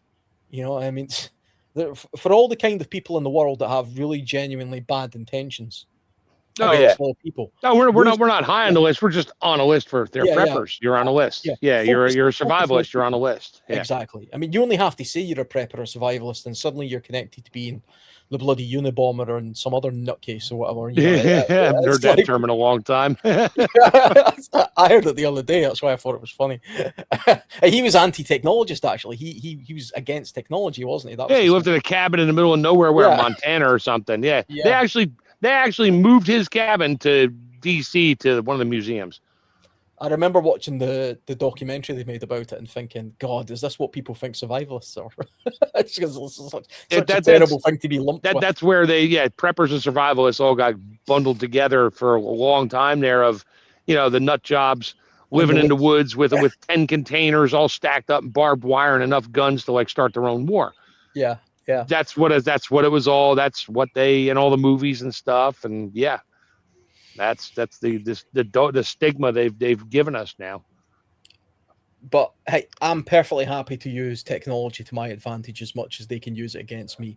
But like I say, it was always the case that the second people think Facebook is free, the second a multi-billion-dollar company gives you something for free, it's because you're the product. Yeah. Oh, they just tell you, well, we just send advertisers. We get paid by the advertisers. Yeah, somebody else is paying them too. Yeah. I don't know who would do that on Facebook, to be honest. That was always a bit of a weird one. It's just the last time I looked at Facebook, it was just full of AI slop. But you know, I mean, that's what was the other one? MySpace. Apparently it's still out there. MySpace is still a place. Yeah. Somebody said the other day, I'm on MySpace. I'm like, that's even a thing? I thought that died in the 90s. Yeah, God, I remember the very first social media platform I joined was called Face Party, and then Bebo, and then MySpace, and then Facebook. And I never deleted those accounts. I just morphed to the next one and forgot the password. Yeah. You know what I mean? That's kind of just what happens. Like me. I've jumped around so many times and changed my email. Like, you know, I have one company with an email and all of a sudden I don't have that cable company or whatever anymore. And they take your email away unless you want to pay for it. I'm like, nah, forget it. I'm like, oh crap. Any of these platforms ever want to get on, they'll send you an email notification. It's like, well, I don't have that anymore. So, oh well. That stuff is now forever archived.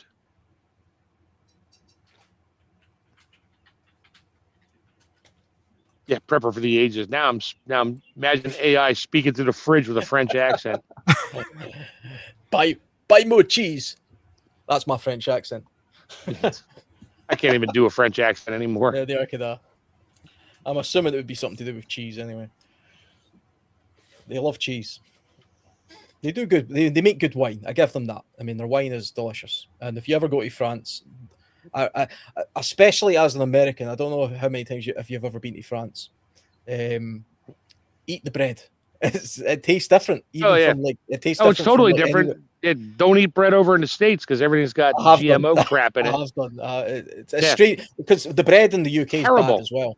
It's bad in the UK as well. But I ate bread when I was last in the States, and I always find it strange that you guys think that's what bread is. No, I mean I make my own bread when I make it. I suppose. It tastes so make good. It properly, you know what bread tastes like. But in France, four ingredients if you include the water. That's it. But in France, you can literally walk into any shop, buy bread right there, and it was made then, and eat it, and it tastes delicious. It's a strange thing, but I mean that's kind of over here. There's so many chemicals in your bread. I mean, the ingredient list is like 2 pages now for bread. You know, it's just bad. But I don't know. But I do hear downtown Paris, they have good halal food.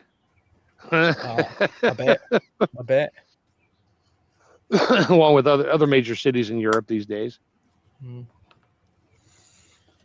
Well, guys, I think it's time to wrap things up. Yep, sounds good because my neighbor just texted me to take a walk. All right, thanks for having us on again, Shadow. Yeah, thanks for having us on, Shadow. It's always a pleasure to have you guys on. Sporty conversation this time round. Hey, thanks for making me a moderator, Alan. I'll keep an eye on your stuff from now on. Much appreciated. I really appreciate, because like I say, I'm terrible at moderating myself. So yeah, you're fine. If you're ever there and you catch something, I really appreciate it. Thanks. Oh, if you're on a live stream and I'm on the live stream, I'll see it and pop it. So, all right. Okay. Bye, guys. Bye, guys. I will see you next time, same channel. Have a good night. Have a good night.